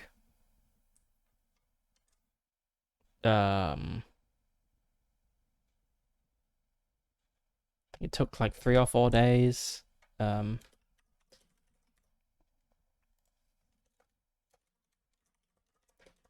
at a fellowship phase, how many weeks was this? Let's roll a d3. That's a 1. Actually, I feel let's just have a look. A extended fellowship phase, weeks plural. Okay, a d3 plus 1, so 2 weeks.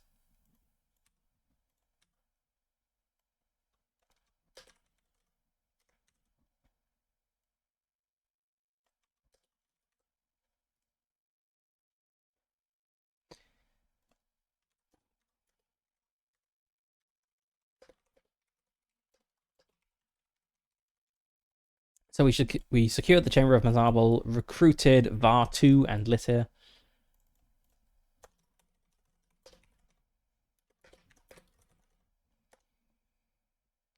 And what was the other thing I did? So someone became hardened, Eerie became hardened.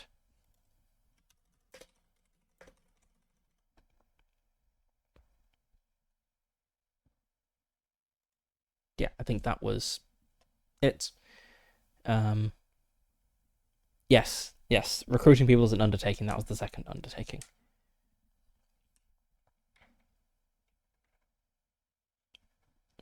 So now we can consult the records in the Chamber of Mazabal,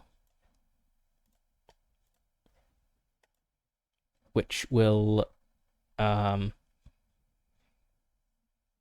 ultimately lead us to learning that. I'm just wondering if I even need to do this first skill endeavor to learn who had the keys, because in the Durin vision, let's just get that back. So the Durin vision, you see a vision of the King's Hall as it was on the day the Balrog came.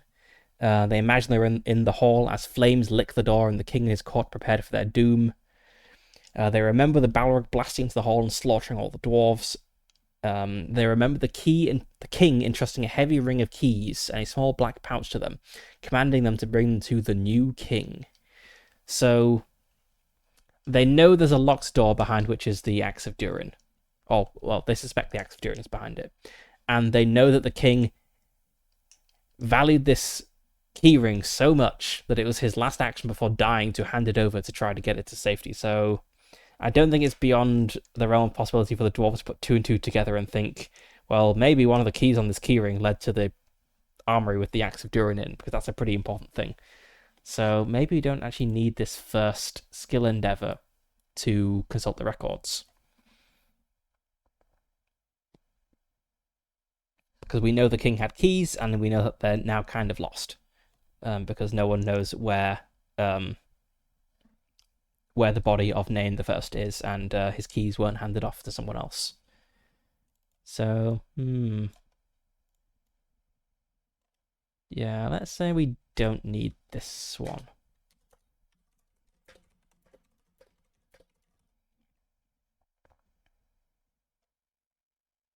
But then I think just to kind of pad the game out, I will bump this up to a laborious skill endeavor.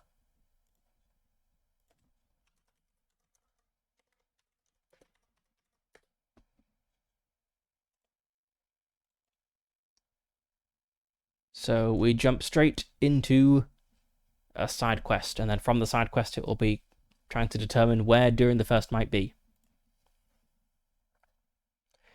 And I started coming up with a list of side quests based on rolling on the mission table and also just looking in the book for what might be interesting.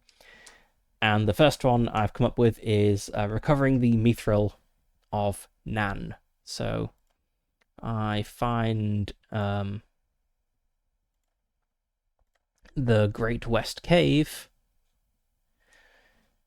There are two massive elevator platforms called Nan and Gillim. And these were there to kind of bring things up from and take things down to the mines. So they're over what is essentially a bottomless pit. It's not literally bottomless, it's just a very, very deep pit. Fatally deep, easily fatally deep. And these just kind of broke down over time, just neglect. Says 5 of the 8 chains supporting Nan have snapped. The platform now just dangles over the abyss at a steep angle. But Nan has been loaded with mithril ore. So, say a previous scouting party had spotted this. They've made their way to the Great West Cave, maybe to scout out the mines specifically. They've spotted this precariously dangling platform over a huge abyss with mithril piled atop it. Some of which, or most of which, actually has slid off the side over time as the chains have snapped, but there's still a good amount there that will be worth recovering. And Balin wants us to go get it. So let's go get it. Where is the Great West Cave on the map?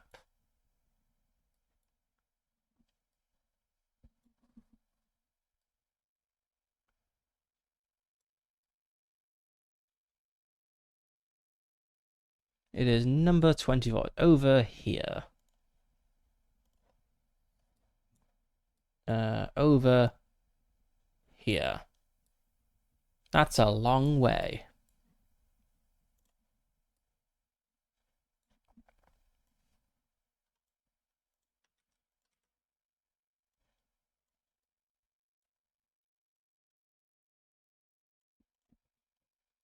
How far is this? 1, 2, 3, 4, 5, 6, 7, 8, 9, 10, 11, 12, 13, 14, 15, 16, 17, 18, 19, 20, 21, 22, 23, 24, 25, 26, 27, 28, 29, 30 miles away. That's going to be like a 2-day journey just to get there.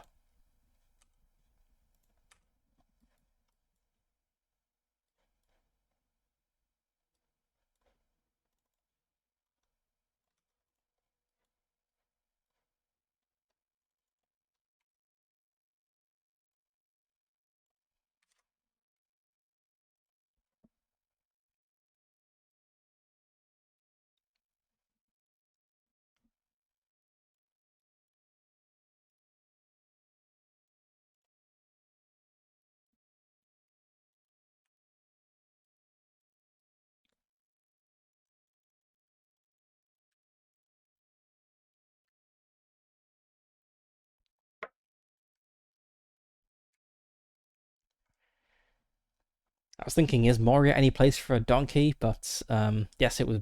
Bill was a pony. That's why they couldn't take Bill into Moria. I'm sure donkeys would be right at home. Okay, let's add names to the list and set up for a mission.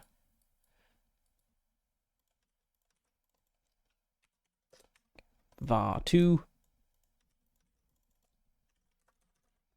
and litter.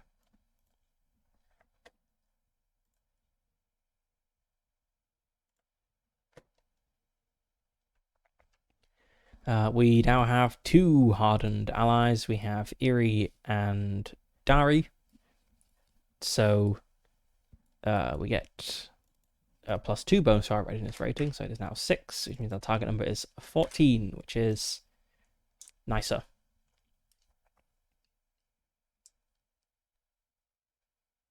I see the disadvantage of having more people on your team is that the next tier up, the +3, means that half the band need to be hardened. So you need to have 4 hardened allies to get a +3.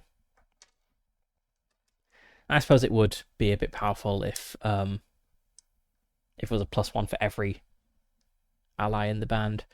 Okay, it's still a medium-sized band.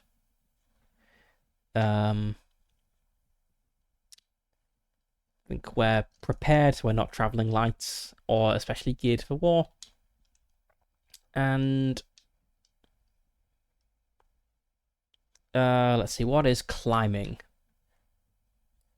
Because climbing is what we'll need to do. I feel like climbing is maybe climbing would be maneuver. I'm not sure why I was thinking expertise. Okay, so I don't think we can get a specialization that helps with climbing.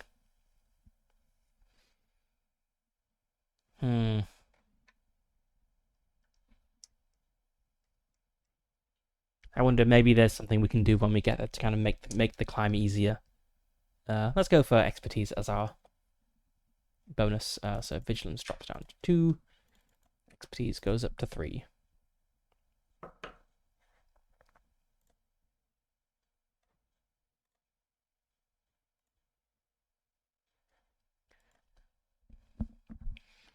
And our base eye awareness,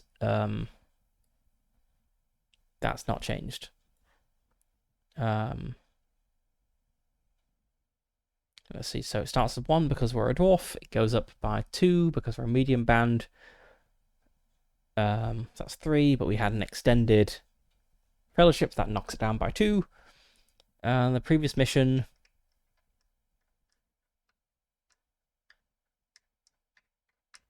was a qualified success, I guess. I feel like an astounding success should have to like hurt the enemy in some way. And yes, burden back to medium. Thank you. And that's everything prepared. So let's go. And I really hope I'm not going to crawl along this journey 2 miles at a time, as that would be a lot of rolls. But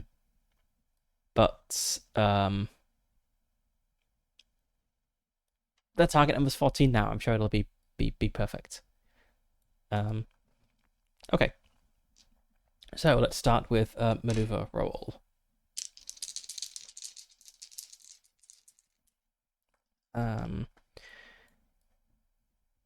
I also should have rolled to recover. Oh, actually, my fatigue is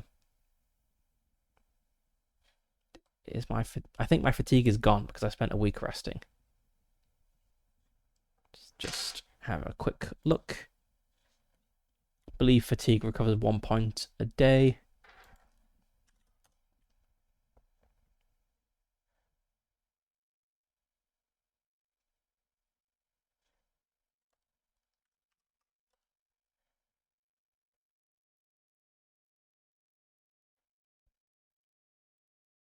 Yes, 1 point of fatigue for every prolonged rest taken in a safe place. So my fatigue is back down to 0.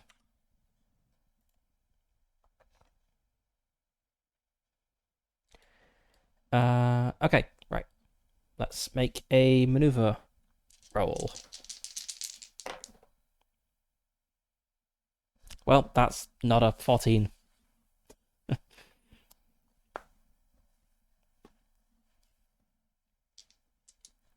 Okay, travel roll then.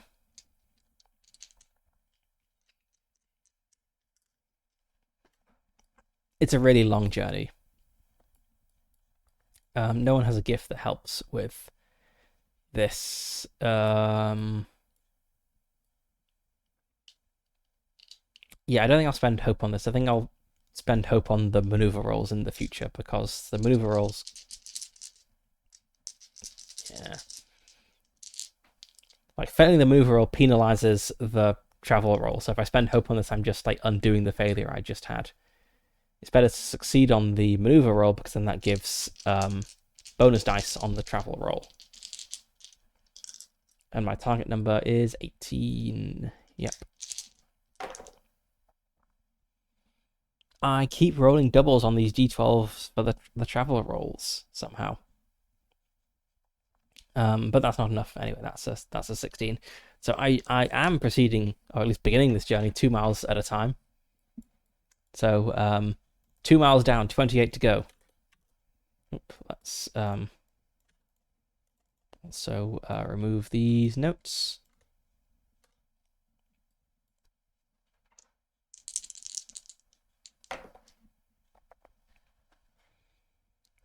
A 5, a mishap. Oh no, I'm looking at the wrong book. A 5, which is watchful eyes. Increases eye awareness if the roll fails. That's interesting. And a 4, a nameless fear. We have a sensation of being watched.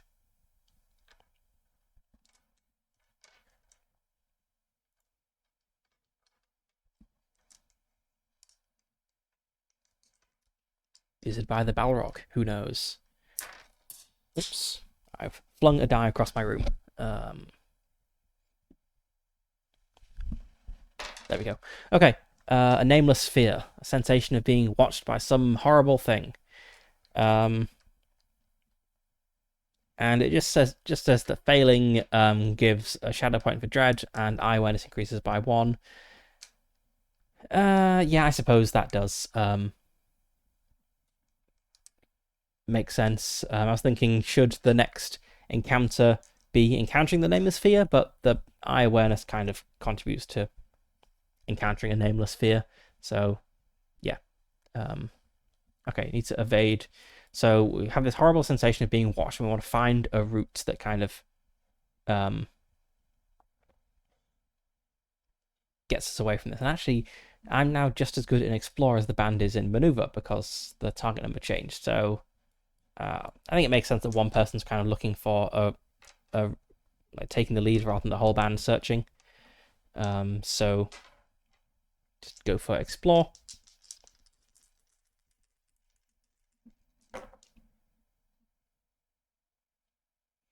Okay, we found a route that's we feel kind of the sensation of being watched kind of trails off into the distance. But we are going to get some shadow points. Well, if I don't roll to resist it.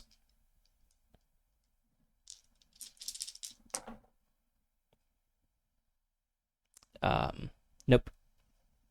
Take those shadow points. How many shadow points is it? No, it's not. It's not shadow points. It's fatigue points. Which is a roll of rally against a target number of 16 now. So that's actually a success. So I get some fatigue, the band doesn't.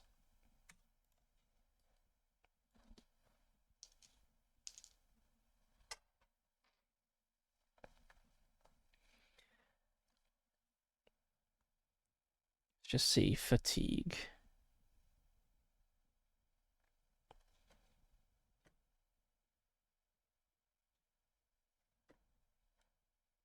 Just want to double check I'm doing fatigue right, because I'm applying it to both myself and my allies. I suppose in the core rules, all the player characters would get the same fatigue.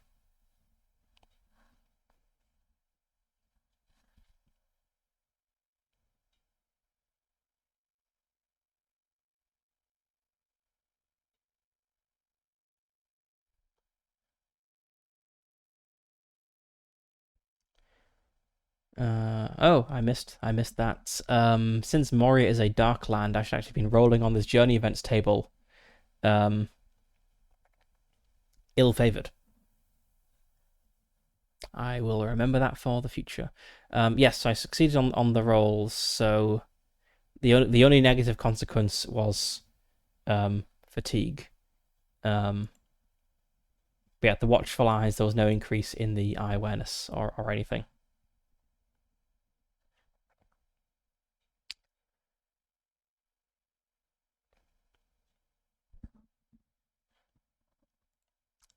So yes, it's basically a sequence of rolls that resulted in nothing much really changes, which isn't the ideal outcome, maybe. But anyway, let's make the next maneuver roll. And I'm spending hope on this because I really, really, really don't want to travel 28 miles, 2 miles at a time. That's 1 point of hope gone. So I'm now rolling 3 dice against a target number of 14.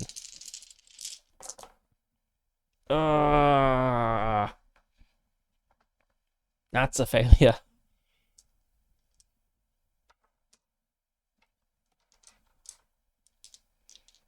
Let's spend some hope on my travel roll. Oops.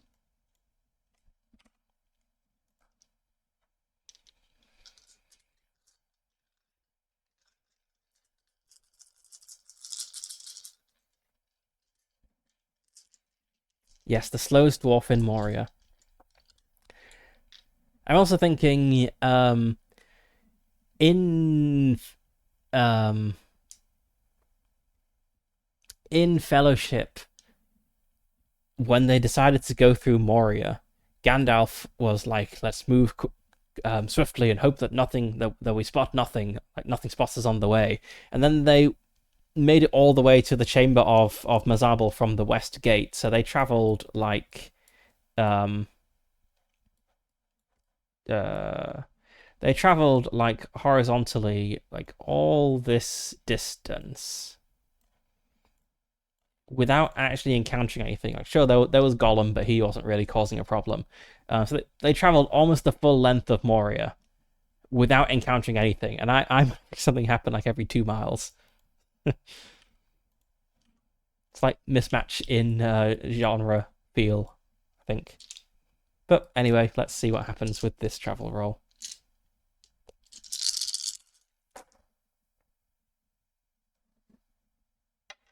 9, 10, 18. Okay. No sixes though, so it is just 6 miles. But that's 3 times better than 2 miles. What happens? Should be rolling that ill-favored. It's true, I'm not Gandalf. Okay, so that's ill-favored, so I got a 6 on that. The endlessly branching stairs and passages again. With a plunging watercourse. Moria seems to have a lot of plunging watercourses. Just gonna grab my one ring dice and see if I have a second black d12 for those ill-favored rolls.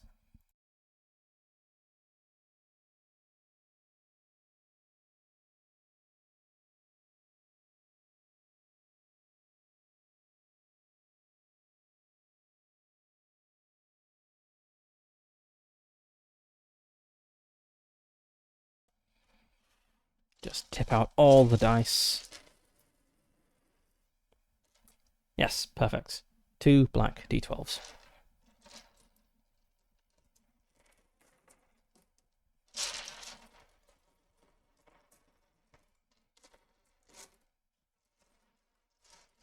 Just more thematic if the dangerous rolls use the scary die.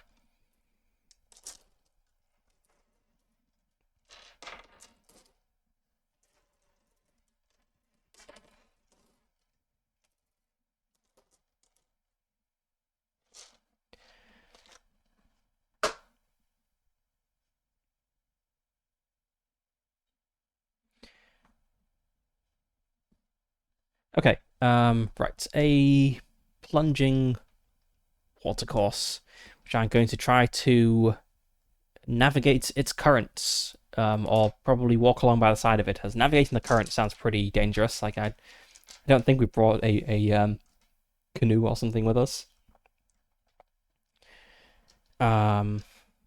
This we're going to use expertise here because it's what we've put all the points into in mission setup. We've really min-maxed on expertise here.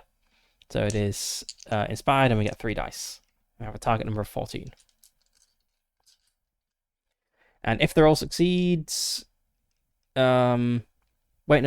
I was looking at the right way. It's endlessly branching stairs and passages, which means dizzying heights. Explore or maneuver to traverse. So not expertise. Okay. Maneuver. What was my explore again? It was the same.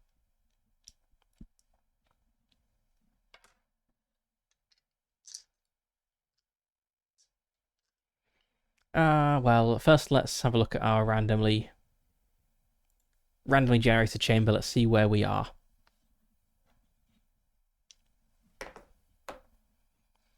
We are in a guard post or armory that is held by foes.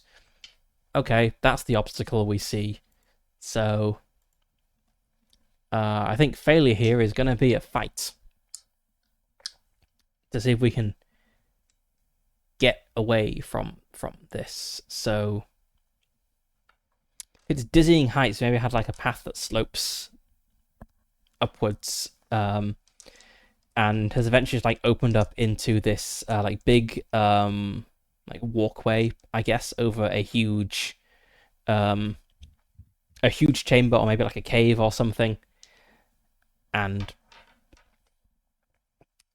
it's a very good choke point, I think, which is in this case held by orcs. So can we find a way around, or do they encounter us? Now, it is only held by foes, so it may not be like a giant warband here, but there'll be at least some guards or scouts or something that we need to fight if we fail this roll. So explore or maneuver. I don't really want to fight, so let's spend another hope on this. Go for maneuver. Then again, if we did fight, we have Dari, who's battle tested, and Litir, who has a grim fury, and Var, who likes killing people up close.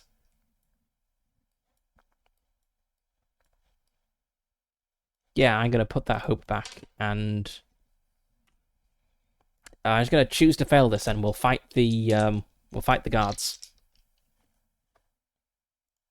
So let's see who is there. Let's get our solo battle rules up. Let's roll for the size of the war party. I don't think. I feel it's going to be either a pack or a patrol, so I'll reroll if it's not one of those.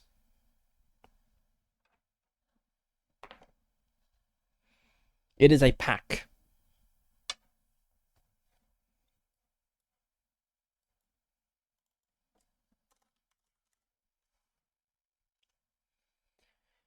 And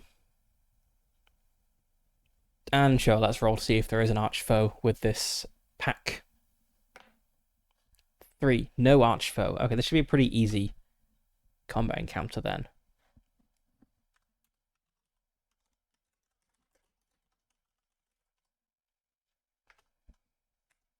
Can test out my improved battle score. Okay, I think our obstacle is just to. I think they're like holding the route we want to go, so I think we have to just kill them and get through them. So that's going to be our objective, just kill these guys. And I think it has paths leading to the high ground. I was kind of described this as it's kind of like, I think like bridge over chasm or pit kind of applies as well. So probably kind of limited a bit on mobility here. Yeah. We're not really set up an ambush. Like we spotted them, but I don't think there's enough like room to maneuver to set up an ambush. So we're just gonna go make a battle roll to set the starting conditions of the fight. So still have a pretty poor chance of succeeding on this. Like target number is 18, but a little bit better than it was. Nope. Okay. So they get a temporary advantage of me being like my band being caught off guard.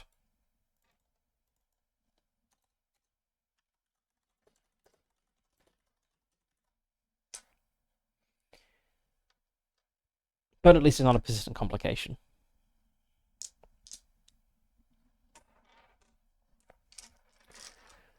All right, leader focus. I could try to command them,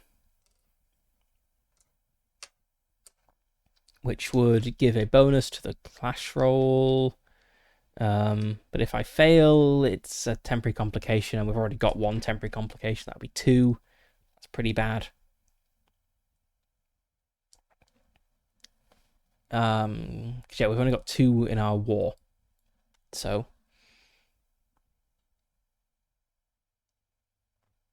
yeah, I think I'll just go for a fight. I think we're going to throw ourselves aggressively at these guys, with me at the forefront, because we want to get through them quickly before any sort of alarm can be raised, and continue on our long journey and just leave them in the dust, because we have a long way to go, and we don't want to be dealing with pursuers the whole way. So I'm going to go for fight. So I roll a combat proficiency. Axes, I think. Raise my axe and charge, screaming a war cry.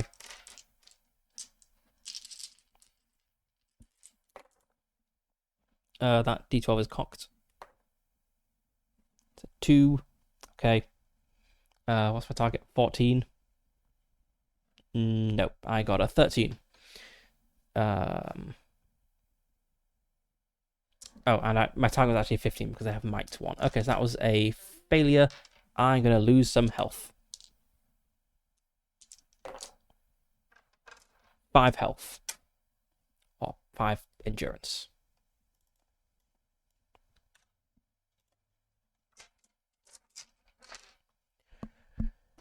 The band, I think, are being aggressive. We are throwing ourselves into this fight. So that immediately reduces the resistance by 1. The roll is ill-favored. I'm going to spend a point of fellowship to cancel that out, because Barlin's fellowship benefit lets you spend a point to make a roll in combat favored. So it's just a flat roll. Our war score is 2, and I'm gonna have It'd be quite nice to make Litir hardened as well, so I'm going to put Litir at the forefront using his Grim Fury to get an extra die as well. Of course, he's hard of hearing. Someone just like points forward and says, "Litir, it's the enemy." What? Maybe doesn't even know that the battle has begun. Okay, so I'm rolling 3d6s. And a d12, target number is 14. No, it's 15 because they have 1 for might. Terrible rolls. Okay, that was a failure. It wasn't a failure with an I. So I need to make an endurance test. I think we also get rid of this temporary complication. So we're no longer off guard, so the next roll will be easier.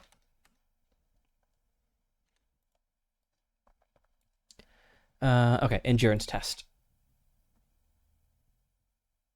Which is a rally test.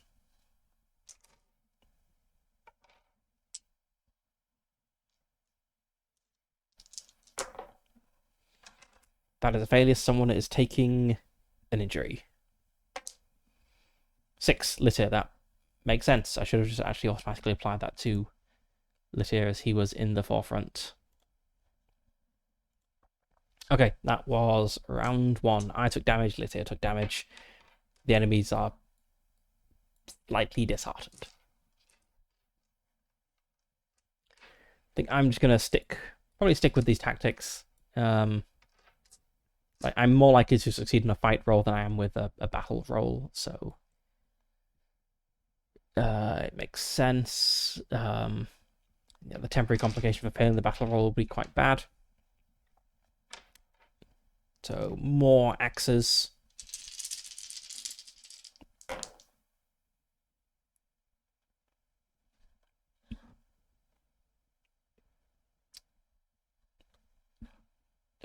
That's a success. And I got a 6, so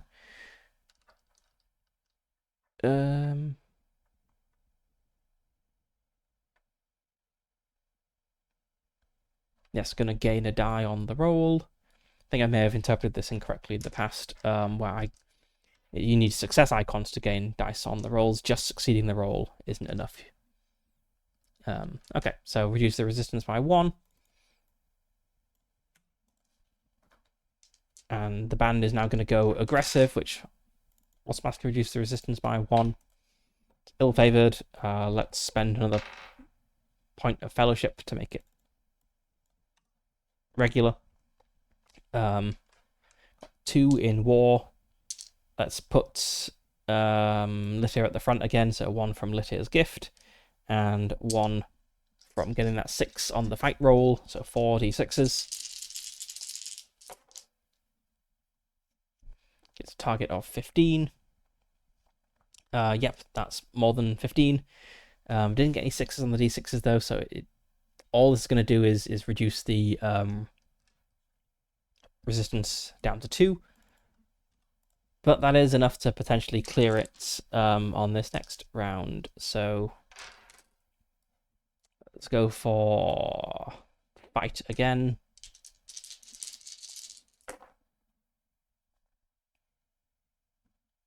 Yep, that's a success with a 6 on it. So that's 1 resistance gone.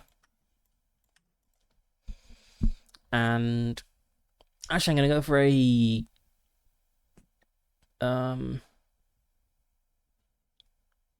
they're kind of being mopped up at this point. I could end them immediately with an aggressive roll, but it might take some damage. I'm going to go for a guarded move.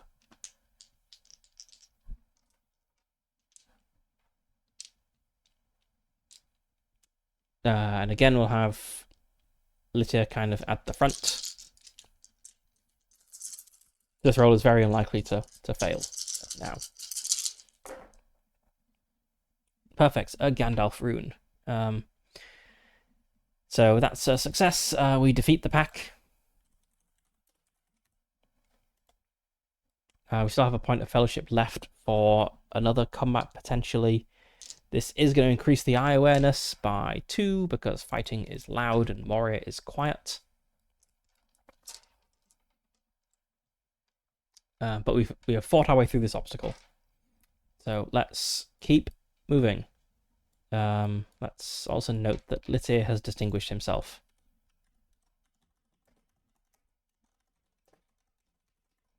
He took the forefront in all 3 rounds of the fight, so Litir can become hardened in the next fellowship phase. Okay, let's keep going. And depending on how this goes, I might end the session after we arrive at the Great West Cave. It's been nearly 3 hours at this point. I don't want to end in the middle of a journey, so I'll get at least that bit done. Okay, maneuver. That's not a 14.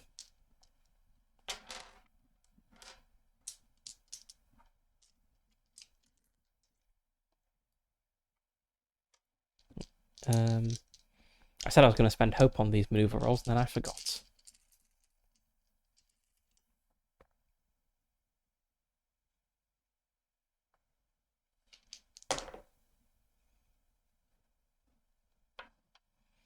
That's not a success, so that's 2 more miles.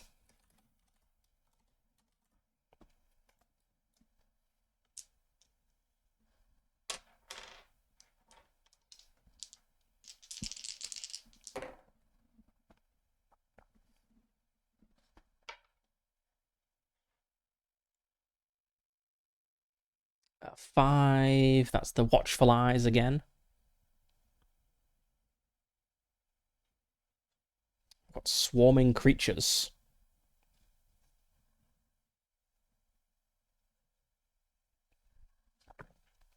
Hmm.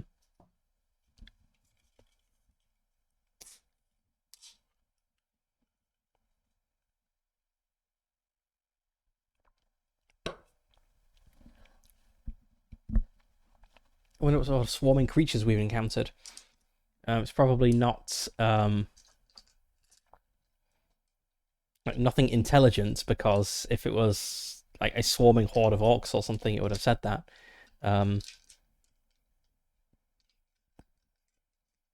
I guess like a huge horde of bugs or something, like an unnaturally large horde of bugs makes sense. Like what's drawing them, who knows? But we need to get away from them.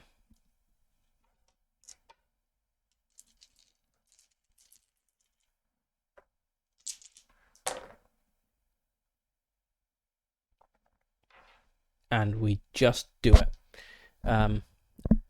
Okay, so that's some fatigue, but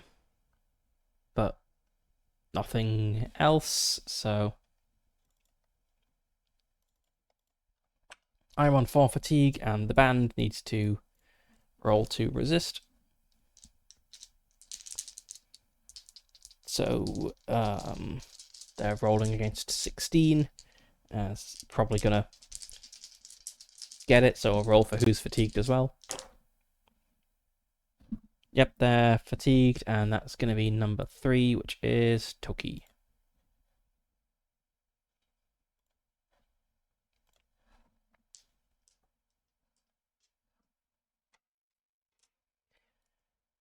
Let's continue on our continue on our journey, and this time I am spending a point of hope on this maneuver roll because I don't want to keep doing this in 2-mile increments. So rolling 3 dice now.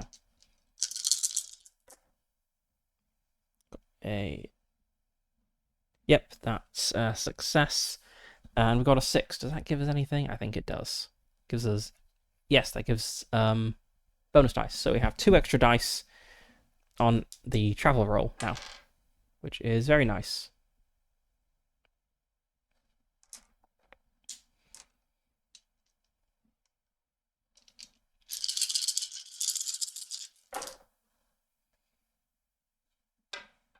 Okay, the target number is, yeah, 18. Um, yep, that's definitely 18 or more. Got a 6, so we travel 8 miles. 12 to go.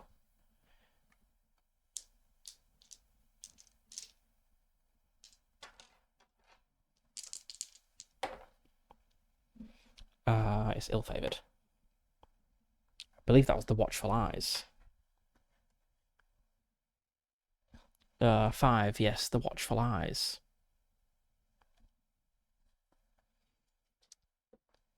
Pits and tripwires. Orc-laid traps.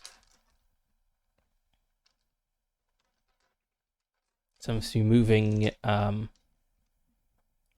moving back into more settled areas. Let's, I guess, set the scene a little with a random chamber. Where are these tripwires and things being set? So we're passing through or by a small dwelling, which is blocked, so we have to kind of, maybe we're like moving through a kind of residential area, and we're trying to kind of move through dwellings rather than use the main walkways, because we're much less visible if we do that. But we hit a dead end, so we do actually have to move out onto the streets, I suppose. It feels odd using the term street for something underground, but we do have to move out onto the streets, and this is where some tripwires have been set. And will we notice them, or will we just blunder into them? So this is vigilance.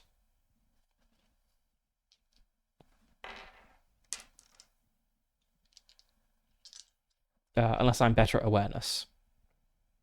No, it's the same. Gandalf, success. Who's the most observant person?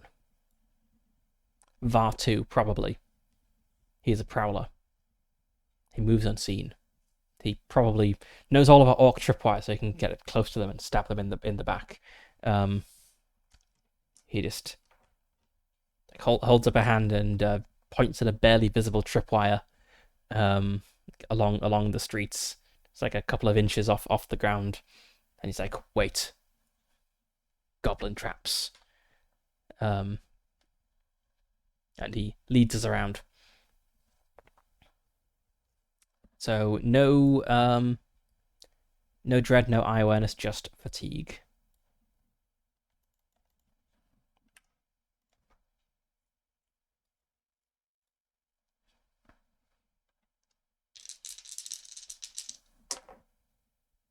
Yep, the band is taking that fatigue.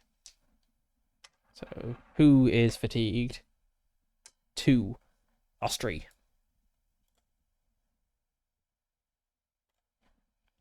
What's Ostry's deal? Why is he tired by this?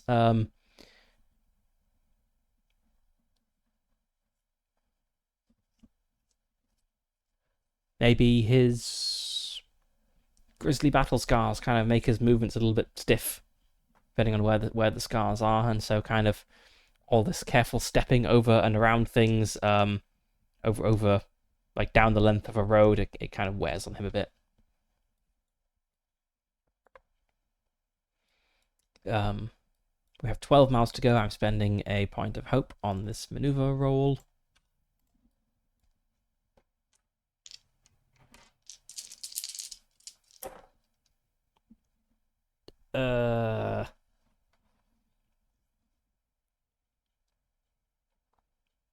Actually, that's only just a success, isn't it? Yeah. Yep, that's a 14. That's really lucky. And I get 2 bonus dice because I succeeded and I got a 6.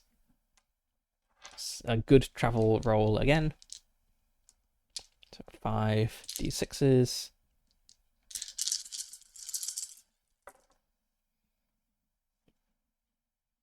That's a success. I've got 2 6s here, so I move 6, 8, 10 miles.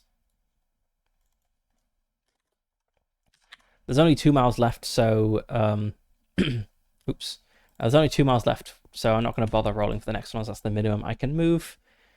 But let's see what happens here, and then maybe roll for what the situation is there, and then kind of call it. Yeah, pick up the adventure next time. Okay, so that's a 2, which is the Long Dark of Moria, and it's also a 2, Endless Ruination. What's the ruined thing we're moving through? Let's have a look. We are moving through a mostly intact. Let's swap those. A civic building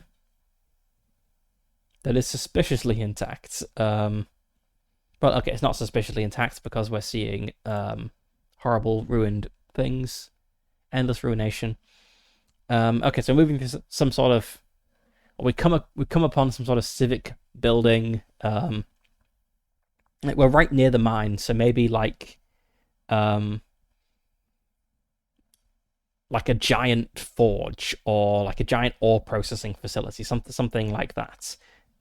Which, because dwarves are all about mining and also about being very decorative, very Art Deco, the thing, despite its mundane purpose, looks very grand, or would have looked very grand back in the day, but it's kind of been stripped of all that was valuable.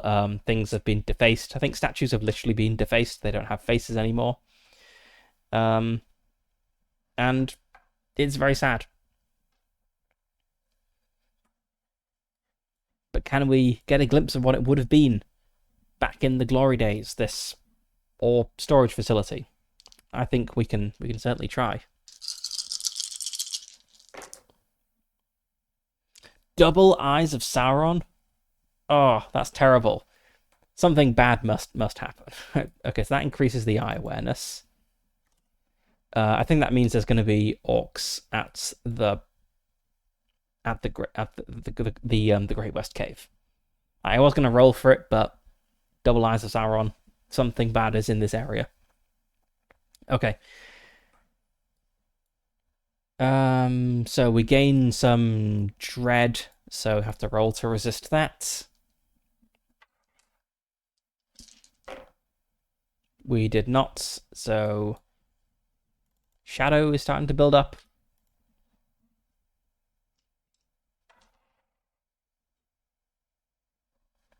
And fatigue. So I'm on 8 fatigue, and the band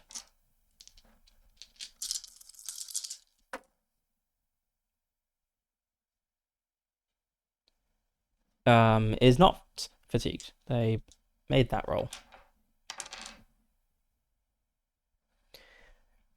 Okay, so we arrive at the Great West Cave, and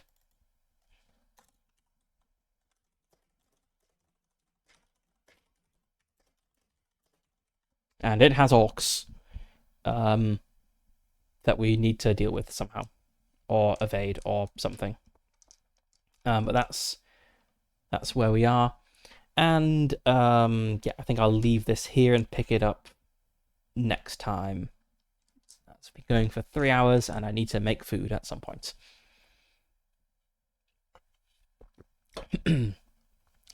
So thanks for watching. And there won't be a Friday session next week, as I am visiting family. So I'll pick up the week after next with recovering the Mithril of Nan. And hopefully no one will fall to their deaths down the mines. That would be bad. But maybe this will be time for Toki to distinguish himself with his rope and pinions. So, yeah, see you next time.